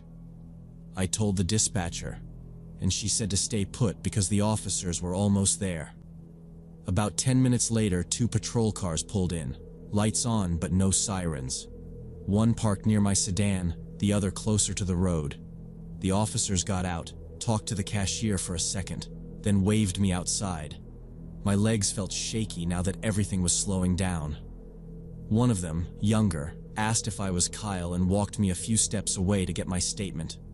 I told him everything. When I first saw the headlights behind me, how he matched my speed, followed when I pulled over, stayed on me, tried to pass on the shoulder, rammed my bumper, then followed me off the highway. They checked the back of my car with flashlights, and there it was, a dent in the bumper and scraped paint where his grill had hit. They took photos, got my info, and asked about the truck. I said dark blue or black, big, maybe a Dodge Ram, but I wasn't sure, and I never saw the plates because of the glare. The older officer said they'd put out a notice and have units watch that stretch of highway for any truck driving like that, but without a plate, there wasn't a lot they could promise. Then he said they could escort me back into the city if I wanted. I didn't even pretend to think about it. I said yes. No way was I going back out there alone. They talked to the cashier and the woman quickly, then set one patrol car in front of me and one behind. I got into my sedan, started it, and pulled out between them. We got back onto the highway like a little bubble. The rest of the drive was quiet. No truck, no one riding my bumper, just the patrol car ahead, the one behind, and darkness on both sides. When we reached the outskirts of Phoenix, the front car turned off, and the one behind me stayed until my exit, flashed its lights once, then drove away. I finished the last few minutes alone, parked outside my apartment, and sat there with my hands still on the wheel, replaying that hit from behind and the way my car had swerved. I never found out who that driver was or what they wanted. Maybe it was road rage, maybe drunk stupidity, maybe someone who gets off on scaring strangers. But ever since that night, I avoid empty highways after dark. When I can, and when I can't, I pay way too much attention to whoever shows up in my rearview mirror.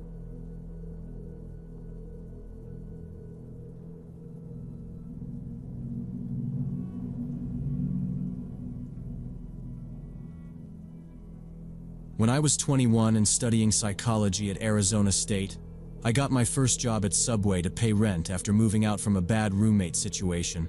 I was just glad to be out of that apartment and paying for my own place, even if it meant smelling like bread every night.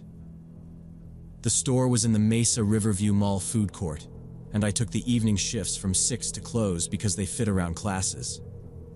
On my first night, Carlos, my manager, showed me how to run the line and said, kind of casual, "Night shifts get some strange people.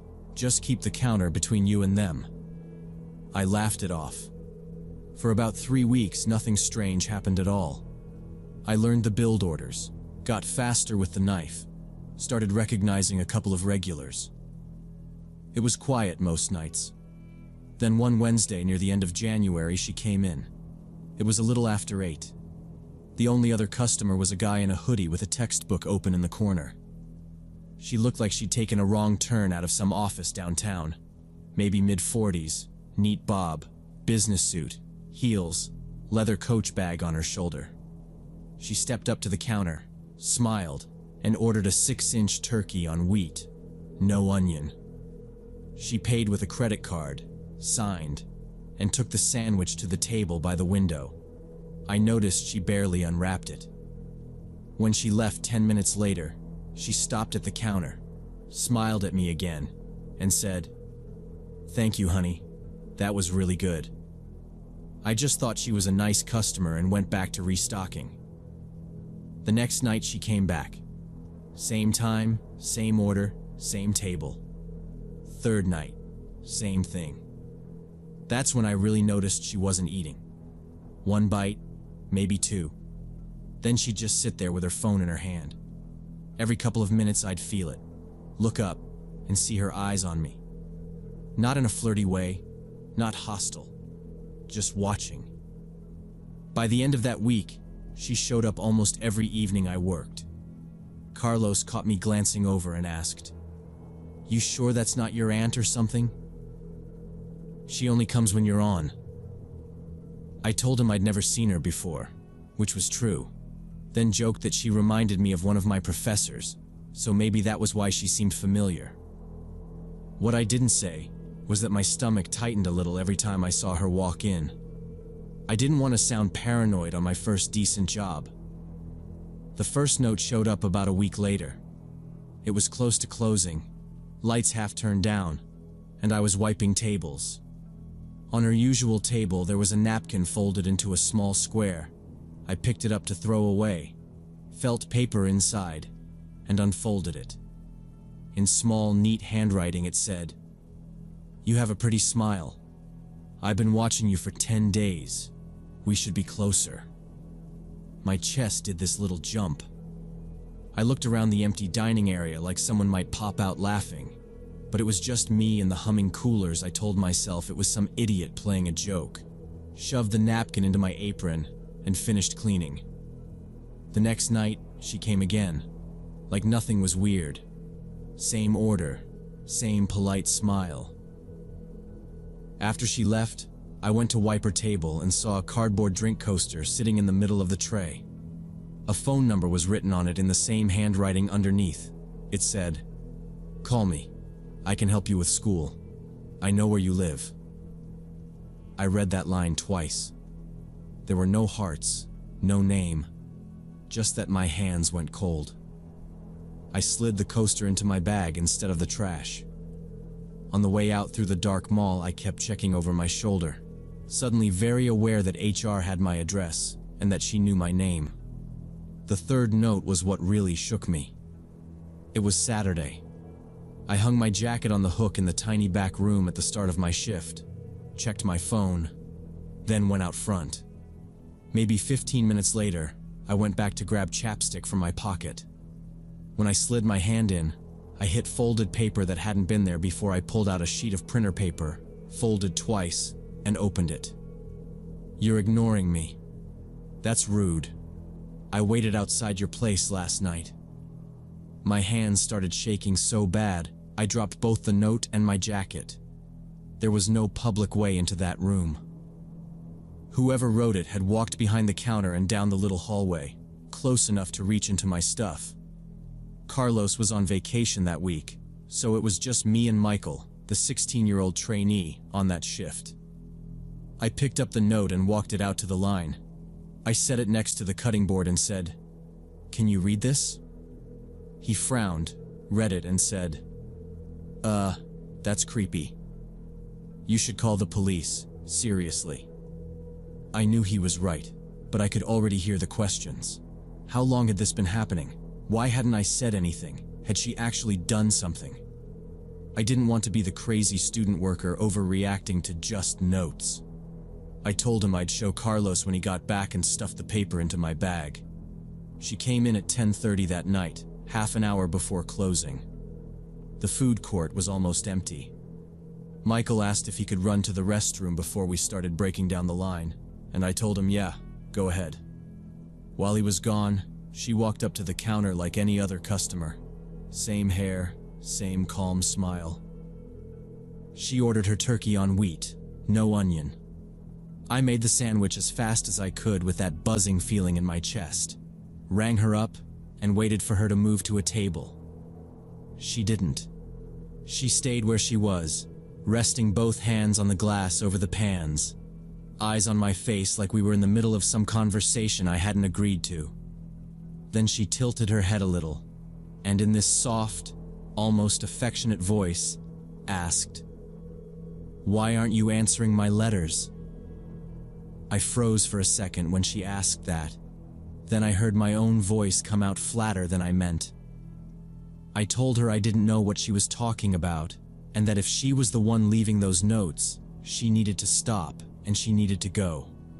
She didn't move. Instead, she leaned in closer over the glass, like we were sharing some secret, and said, "I've been watching you for 2 months. I know your schedule. I know you live on Oak Street. I know you get coffee at the Circle K every morning." She listed those details calmly, like she was reading off a list. Her eyes didn't match her smile at all. There was nothing in them. I took a step back toward the little door that led to the back room and called out for Michael, louder than I meant to. He didn't answer.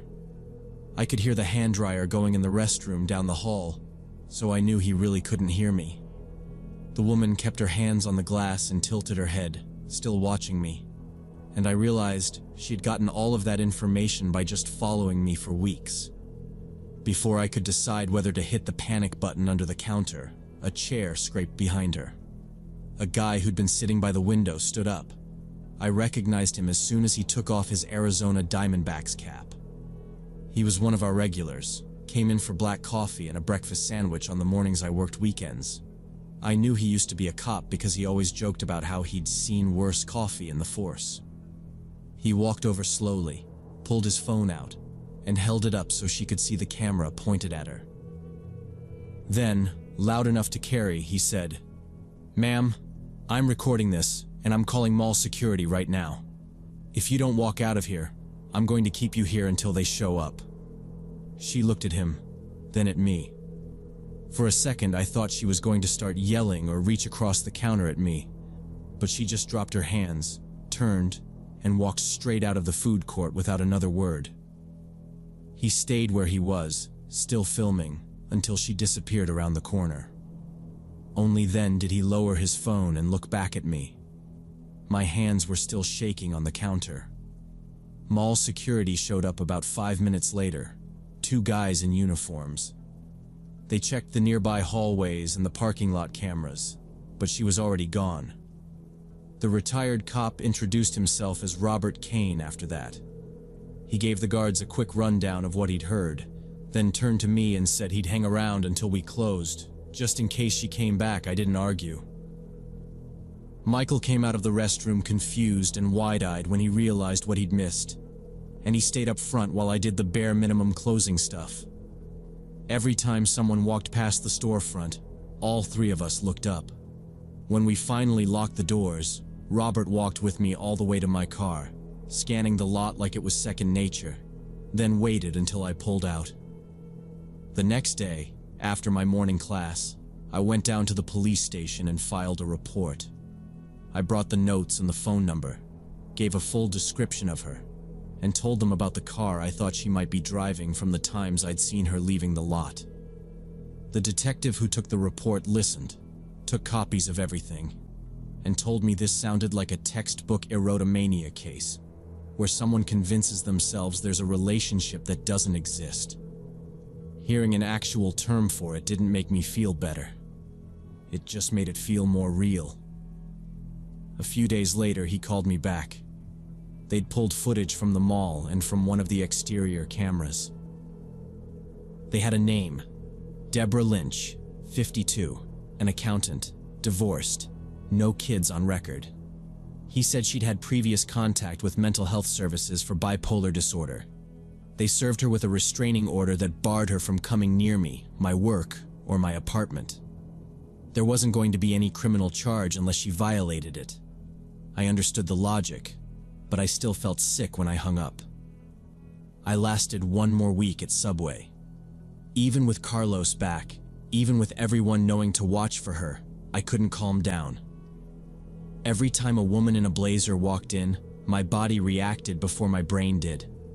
I'd feel my shoulders tense and my mouth go dry until I saw it wasn't her. Twice I had to go in the back and pretend I was checking inventory just to breathe. Finally, I told Carlos I appreciated the chance, but I needed to quit. He didn't push back. He'd seen the notes. Deborah never came back to the store as far as I know. I moved on to a campus job a month later, somewhere with more people around and security close by. Robert ended up coming in on my last day to grab coffee, and I thanked him again in person. After I settled into the new job and the panic wasn't so sharp, I wrote him a short thank you letter and mailed it to the address he'd given me on a scrap of receipt paper, just to make sure he knew how much what he did mattered to me. Even now, years later, I catch myself scanning faces in coffee shops and grocery lines without thinking, checking hands for that same neat manicure, checking eyes for that flat look she had. Studying psychology, I'd been taught to feel empathy for people with serious mental illness, and I still do. But that doesn't erase what it feels like to realize someone has quietly built their own version of you in their head and then stepped into your real life expecting you to play along. I lock my doors. I pay attention to routines, and I tell people sooner when something feels off. Because what scared me most about Deborah wasn't that she was sick. It was how easy it had been for her to watch me while I pretended nothing was wrong.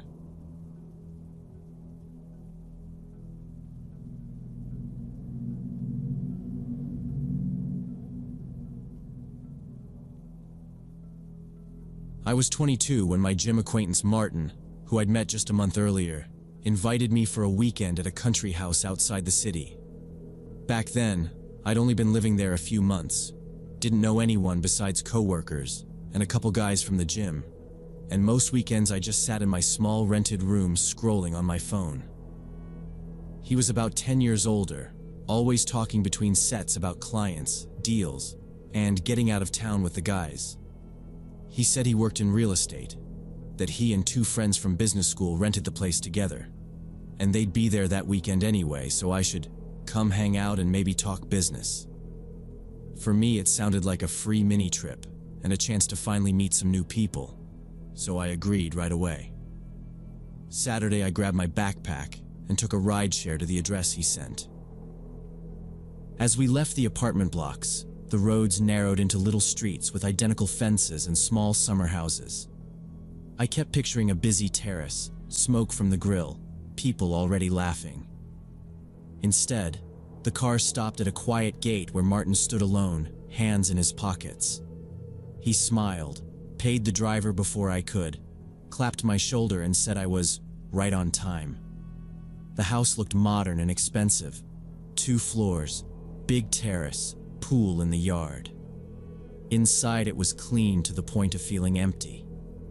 Martin dropped my bag by the stairs, said we should hit the pool while the weather was good. And when I asked about his friends, he just said they were still in the city and would arrive closer to evening. We spent the next few hours outside by the pool. Martin turned on a speaker, opened beers and snacks, and kept steering the talk back to money, rental yields, some development they were trying to get in on, how I could start with a small buy-in and scale up fast. For a while I was into it. I was making entry-level pay, and the way he talked made it sound like I'd been stupid not to start investing already. But the longer we stayed there, the more the emptiness of the place started bothering me. For a house 3 guys supposedly shared, there were no photos, no extra shoes, no spare towels, no random junk left lying around. The only clothes I saw in the hallway were his.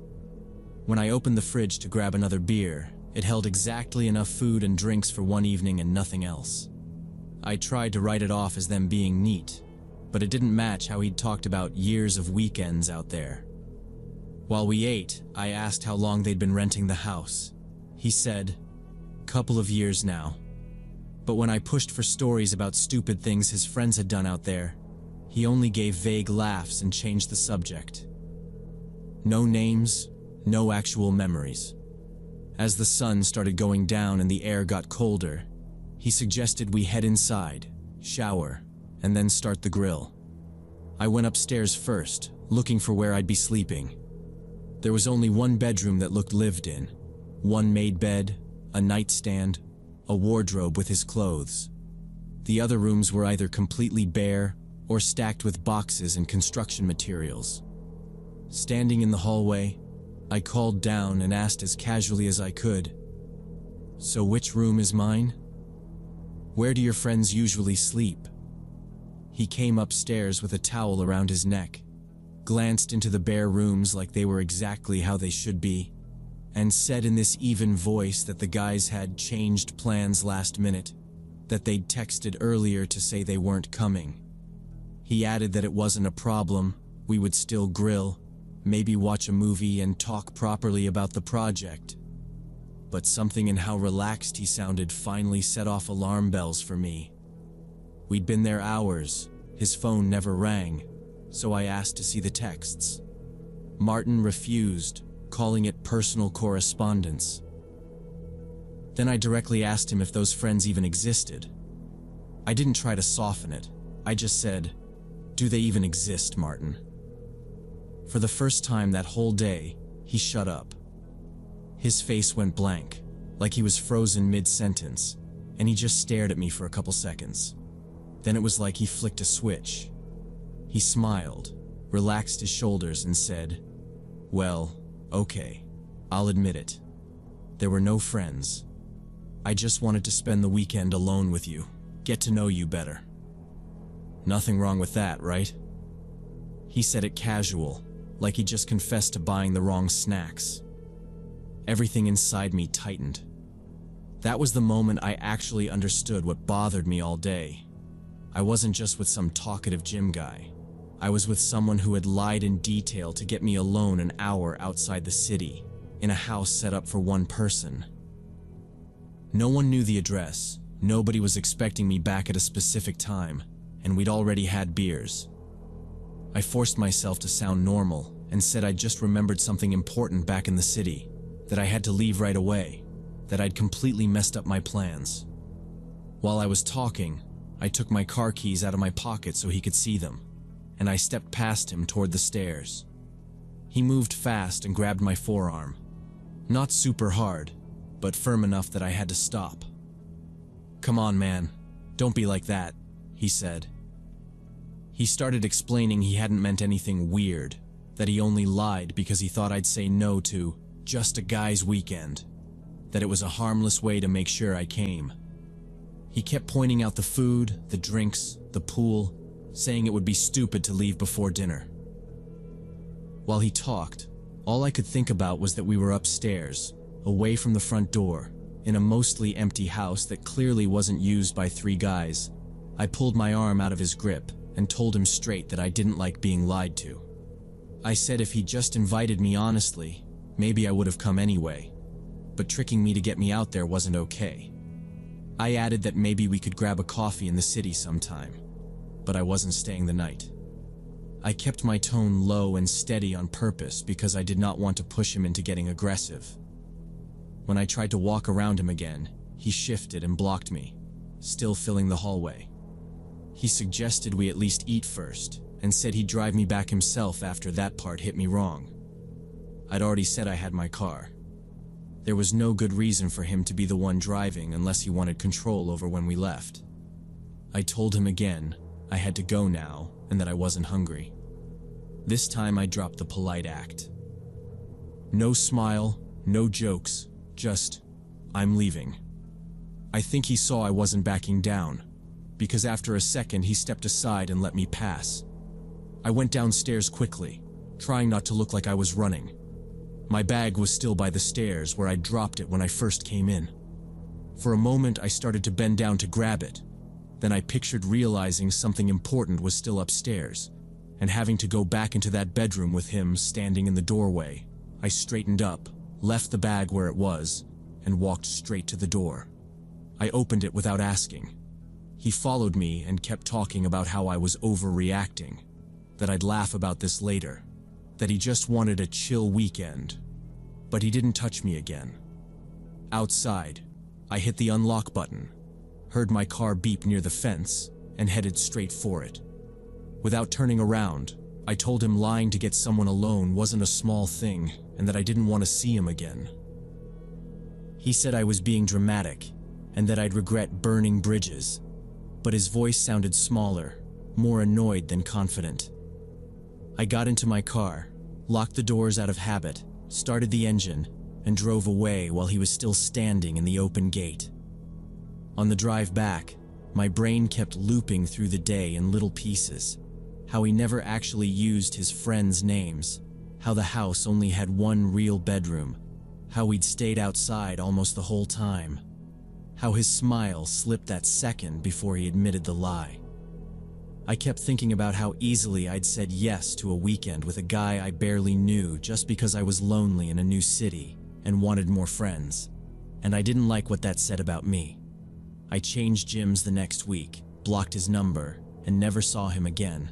But sometimes I think about that house and that made bed and wonder if it was just a one-time stupid plan, or if he'd tried it with other younger guys too. The part that sticks with me most isn't even the house itself. It's his face right after I asked if the friends existed. That tiny pause before he smiled and admitted there were never any other guests. And the realization that he'd carefully lied from the beginning to get me isolated like that.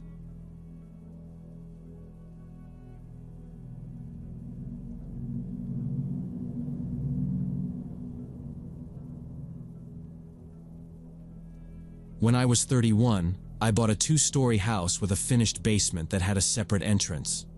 The basement was basically a small studio. One room, kitchenette along the wall, separate bathroom, its own door on the side of the house. My plan was to rent it out and let the extra money soften the mortgage. Nothing more complicated than that I took some photos on my phone, wrote a short ad, and posted it on a couple of rental sites. About a week later, a guy named Brian messaged me 27, said he worked from home as a programmer, needed a quiet place with good internet. We set up a viewing. In person, he was soft-spoken, normal-looking, the kind of guy you wouldn't notice in a coffee shop.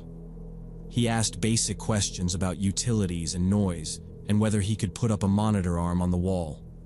His previous landlord picked up the phone on the first try and said he paid on time and kept to himself. That was pretty much all I was looking for. I signed a 6-month lease, gave him the keys to the side door, and felt like I'd done something smart for once. The first month was exactly what I'd hoped for. I almost never saw him. He used his own entrance, I used mine. Sometimes we'd cross paths on the side path and exchange a quick, "Hey, how's it going?" And that was it. No late night music, no extra cars, no complaints from neighbors. Rent hit my account when it was supposed to.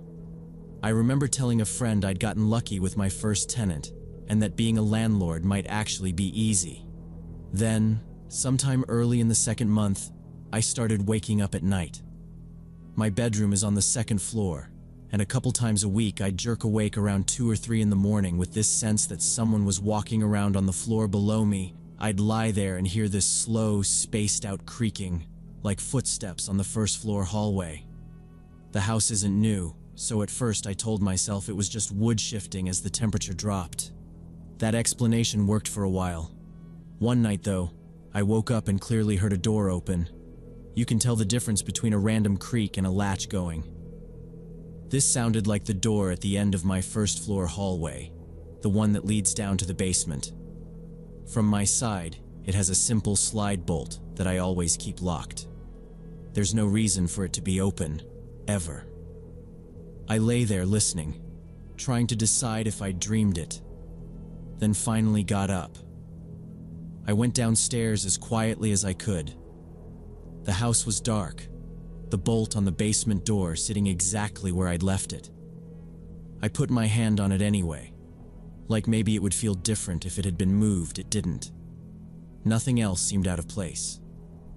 After a minute of standing there feeling stupid, I went back to bed and forced myself to believe it was just in my head. About a week later, same thing. I woke up from a dead sleep, feeling like someone was moving around on the first floor. This time I heard a faint sound from the kitchen, like a cabinet or the fridge door. I went downstairs. The light over the kitchen counter was on. I'm obsessive about turning lights off before bed, so that stopped me in the doorway. I checked the stove, checked the front door lock, checked the basement bolt again.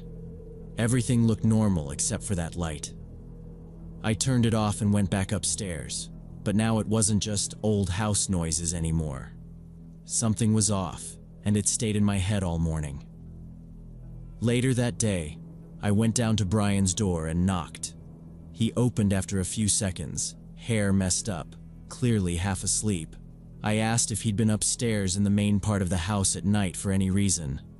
I tried to keep my voice casual, like I was just checking a weird thing off a list. He looked genuinely confused and said, "No, man, why would I? I've got my own entrance." He said he didn't even know where the interior stairs came up and that he wasn't trying to bother me. I believed him enough that I didn't push it, but not enough to drop it. On the way back up, I had this thought that maybe I was the one walking around, like maybe I was sleepwalking. I'd never done that in my life, but it was the only idea that fit without accusing my tenant of lying. Either way, I needed to know instead of guessing. That afternoon, I bought a small motion-activated camera at an electronics store. Nothing high-end, just something that recorded to a memory card when it saw movement. I mounted it in the first-floor hallway, high enough that you'd have to really look to notice it, pointed straight at the basement door. I walked past it a couple times to make sure the indicator light blinked and the little test clips played back on my laptop. Then I left it alone. I let it run for 2 nights. On the 3rd day, I popped out the card, sat at my dining table, and started going through the clips. Most of it was boring. Me walking by, me turning off lights, me heading upstairs. Then I got to the first night around 3 in the morning. At 3:17, the clip started. The basement door handle moved. The slide bolt had to already be opened somehow, because I saw the door ease inward like somebody was opening it slowly on purpose. Brian stepped out in a t-shirt and sweatpants, barefoot. He didn't look drunk or confused. He just walked quietly down the hallway toward the kitchen, out of frame. The timestamp ticked by. About 5 minutes later, he reappeared, walking back. He stopped in the middle of the hallway, turned his head, and stared up toward the staircase that leads to my bedroom. He just stood there, looking up, not moving, for almost a full minute. Then he turned, went back through the basement doorway, and pulled the door closed behind him. I just sat there staring at my laptop, replaying that clip over and over, trying to make sense of how he was even getting through that door. The bolt was on my side. There was no way for him to open it from below. At least that's what I'd always thought. The more I watched him step out like he'd done it 100 times, the more my stomach dropped. At some point, I realized I was checking the time in the corner of the screen and doing the math against when I'd been asleep upstairs, completely out. The next day, when I saw him leave through the side entrance with his backpack, I waited a few minutes, then took my spare key and went down into the basement studio.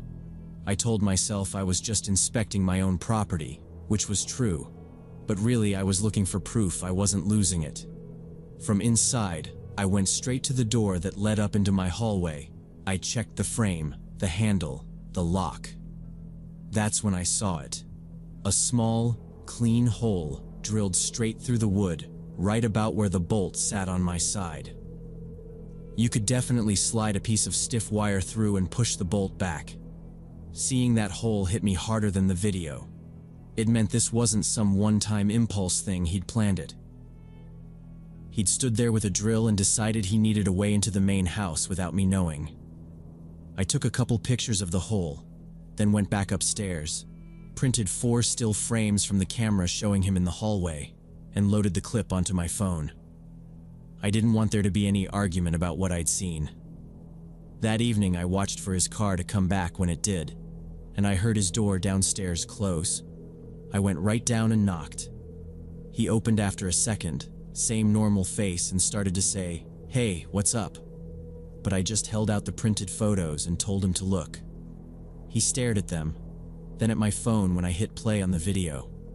I told him I was terminating the lease and he had a week to move out.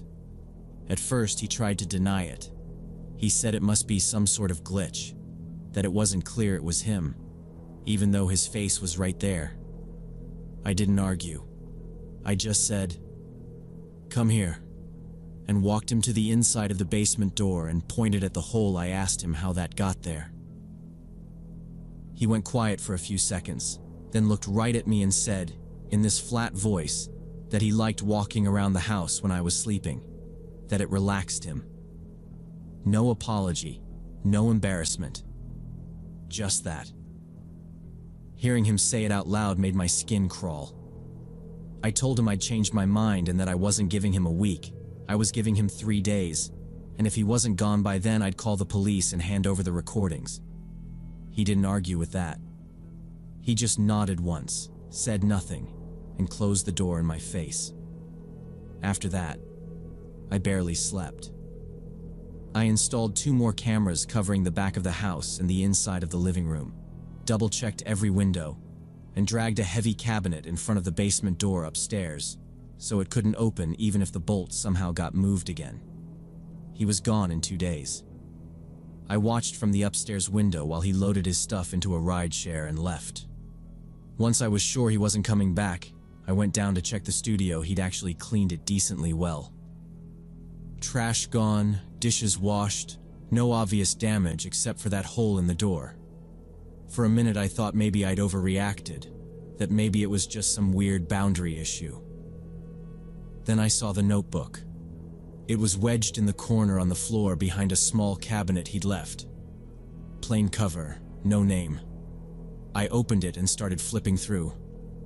Every page was filled with dates and times and short notes, running in order. It took me a second to understand what I was looking at. Then it clicked. It was a log A record of his nights in my house. The date started about a week after he'd moved in and went up through the last few nights, so he'd been doing this for almost 2 months.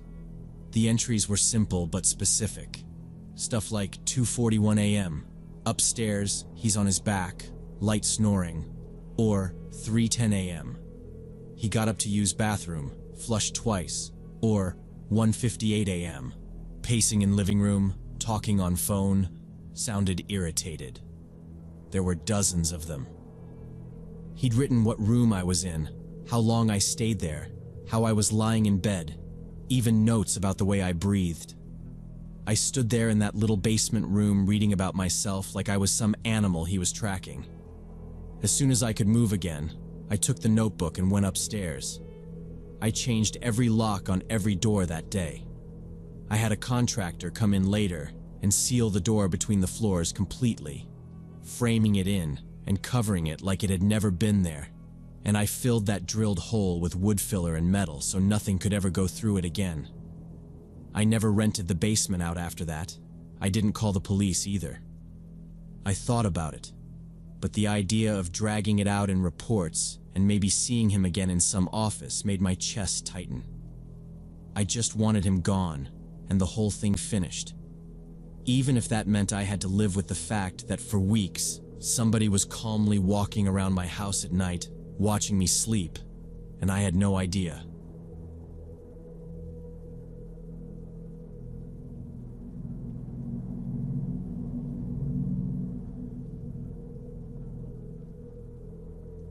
I needed a temporary place to stay for about 3 months because of a work assignment in another city. The company wasn't paying for housing, just a travel allowance, so a hotel for that long would have burned through most of my paycheck. I spent a couple of evenings after work scrolling through short-term rentals on different listing sites, comparing prices, trying not to get overwhelmed by all the scams and weird posts. Most of the decent-looking places were either already taken or way out of my budget. Then I saw this one-bedroom apartment that stood out month-to-month lease, fully furnished, and the rent was noticeably lower than everything else in that area. The listing itself was bare bones. Maybe 3 sentences about square footage and all basic furniture included. 2 photos only. One of a cramped-looking living room with a couch and a small table, and one of a narrow kitchen. No photos of the bedroom, no bathroom, nothing outside. Contact section was just a phone number. No name, no email, no agency. That should have made me more cautious than I was. I remember thinking it was a little sketchy, but the photos didn't scream horror movie, and I really needed to lock something in quickly. I dialed the number. A guy picked up on the second ring. His voice sounded rough, like he smoked a pack a day and maybe didn't drink enough water. He introduced himself just as Rick, nothing else. I asked about the apartment, and he said yeah, it was available, he was the owner, and if I wanted to see it, I could come by that evening. He suggested 8. That actually worked for me, so I said sure. He gave me the address. I wrote it down on a sticky note, and we hung up. The whole call took maybe a minute. No small talk, no questions about me. Nothing about a deposit, just come at 8. Around 7:45, I left my hotel and drove over. By 8 on the dot, I was standing in front of an old 4-story apartment building on a quiet side street. The paint on the facade was faded. The entryway buzzer looked ancient, but the area seemed okay. Older buildings, parked cars, no one hanging around outside. The apartment he'd given me was on the 3rd floor. Inside, the stairwell smelled like dust and cleaning chemicals. As I climbed, the wooden steps creaked under my weight. Loud in the empty space, I found the door with the number he'd mentioned and knocked. After a few seconds, it opened just enough for someone to look out, then swung wider. It was the same man from the phone. I could tell from the voice when he said my name. Rick was thin, maybe mid-50s, with patchy stubble and heavy bags under his eyes. He wore a wrinkled plaid shirt and faded jeans. He didn't offer a handshake. He just gave a short nod, stepped aside, and gestured for me to come in. I walked into a narrow hallway. The apartment was dim. Only one weak ceiling light in the corridor was on, and it flickered once as the door shut behind me. I asked, kind of half joking, if we could turn on more lights so I could get a better look at the place. Rick shook his head and said the wiring was old, and he tried not to run too many lights at once, or it overloads the system. He sounded annoyed at the question, like people brought this up a lot. The explanation felt off, but I told myself old buildings are like that and didn't push it. We went into the living room first. It was almost empty. There was a sagging couch that had definitely seen better years and a small wooden table pushed against one wall. No TV, no shelves, no personal stuff. Thick dark curtains were drawn tight across the windows. It felt sealed up, like nobody had opened those curtains in a long time. The air was stale, with that closed-up apartment smell that sticks in the back of your throat. I tried to focus on practical things: size, layout, where I'd put my suitcase, so I wouldn't obsess over the atmosphere. Rick said he'd show me the kitchen and the bathroom next. We stepped back into the hallway and he led me into the kitchen, which was even smaller than it looked in the picture. Old cabinets with peeling laminate, an older gas stove, a small fridge humming in the corner. But the counters were mostly clear, and there weren't dirty dishes piled up or anything. I asked about the heating, if it was included, how much the utilities usually were. He answered, but in short, clipped sentences, just enough to technically respond, no extra info, no attempt to sell the place. Standing there, I noticed how he barely looked at me. His eyes kept sliding past, like he was thinking about something else. When I paused, waiting for him to say more, he cleared his throat and said the bathroom was at the end of the hallway. He added that he'd go check if the hot water was working properly because sometimes the boiler acts up. That sounded reasonable enough, and I definitely cared about hot water more than the couch, so I nodded and stayed where I was while he walked out. His footsteps moved down the hallway and faded. Then it was quiet. I leaned against the counter and scrolled my phone for a bit, expecting to hear the pipes or the shower run or something. Nothing. After what felt like 3 minutes or so, I realized I hadn't heard a sound since he left the kitchen. No water running, no doors, not even floorboards. "Rick?" I called out, loud enough to carry down the hall. "Everything okay?" No answer. The silence felt heavier somehow, but I figured maybe he just didn't hear me, or he had the water running and missed it. I waited another minute, staring at the doorway, listening. Still nothing. My stomach did this small, tight twist, the kind you get when something is just slightly wrong. I stepped out of the kitchen into the hallway. From there, I could see the bathroom door at the very end. It was closed. The corridor light buzzed faintly overhead. I walked down, my shoes sounding too loud on the worn floor. When I reached the door, I knocked, not super hard, but enough that anyone inside would hear it. "Rick?" I said again, closer this time. "You in there?" No reply. I wrapped my hand around the doorknob and turned it. It stopped almost immediately, locked from the inside. I raised my voice and called his name again, asked what was going on, pressed my ear to the door, and just stood there listening to the complete silence on the other side. I stayed there with my ear on the bathroom door for maybe a minute, just listening. No water, no movement, no cough, nothing at all. The quiet made my skin feel tight. Standing in a stranger's hallway while he hid in a locked bathroom suddenly felt like the dumbest situation to be in, and the longer I stood there, the more wrong it felt. I decided I was done. I wasn't going to bang on the door or try to play hero. I just wanted to walk out and pretend this place never existed. I turned away from the bathroom and started down the corridor toward the front door. As I passed one of the side rooms, I noticed the door there was cracked open a couple of inches. I was sure it had been closed when we walked past earlier.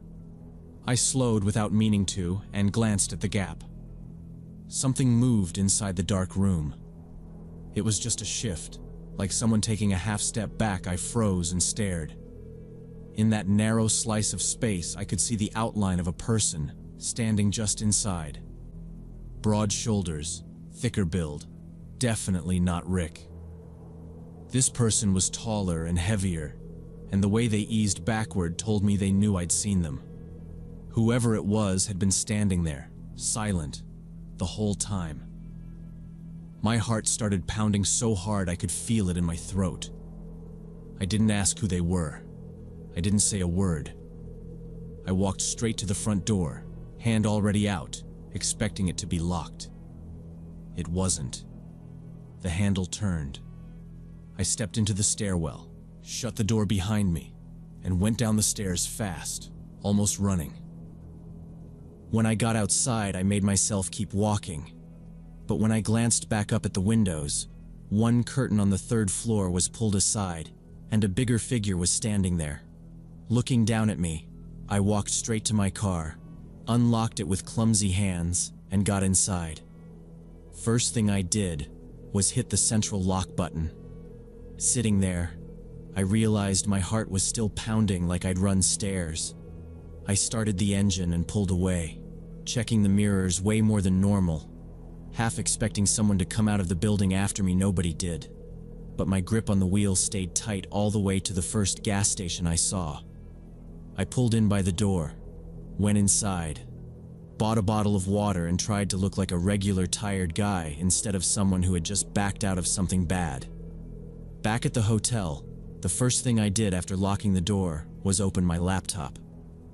I went into my browser history, clicked on the rental listing, and waited for it to load. Instead of the photos, I got a page not found screen. No description, no contact, nothing. I refreshed it twice, then tried searching the site by the address, by the monthly price, by the name Rick. The listing was gone. I tried a normal search with the address and his name together. I got random results for the city, but nothing about him. Nothing about that apartment. The next day I went through an agency, paid extra, signed real papers and got a plain, normal apartment, which was all I wanted by then. I never found out who the bigger guy was or what they planned. Maybe it was a setup to rob people. Maybe they were hiding something they didn't want a stranger to see. All I know is that the only smart thing I did that night was trust that awful gut feeling and get out before I became part of whatever they had planned.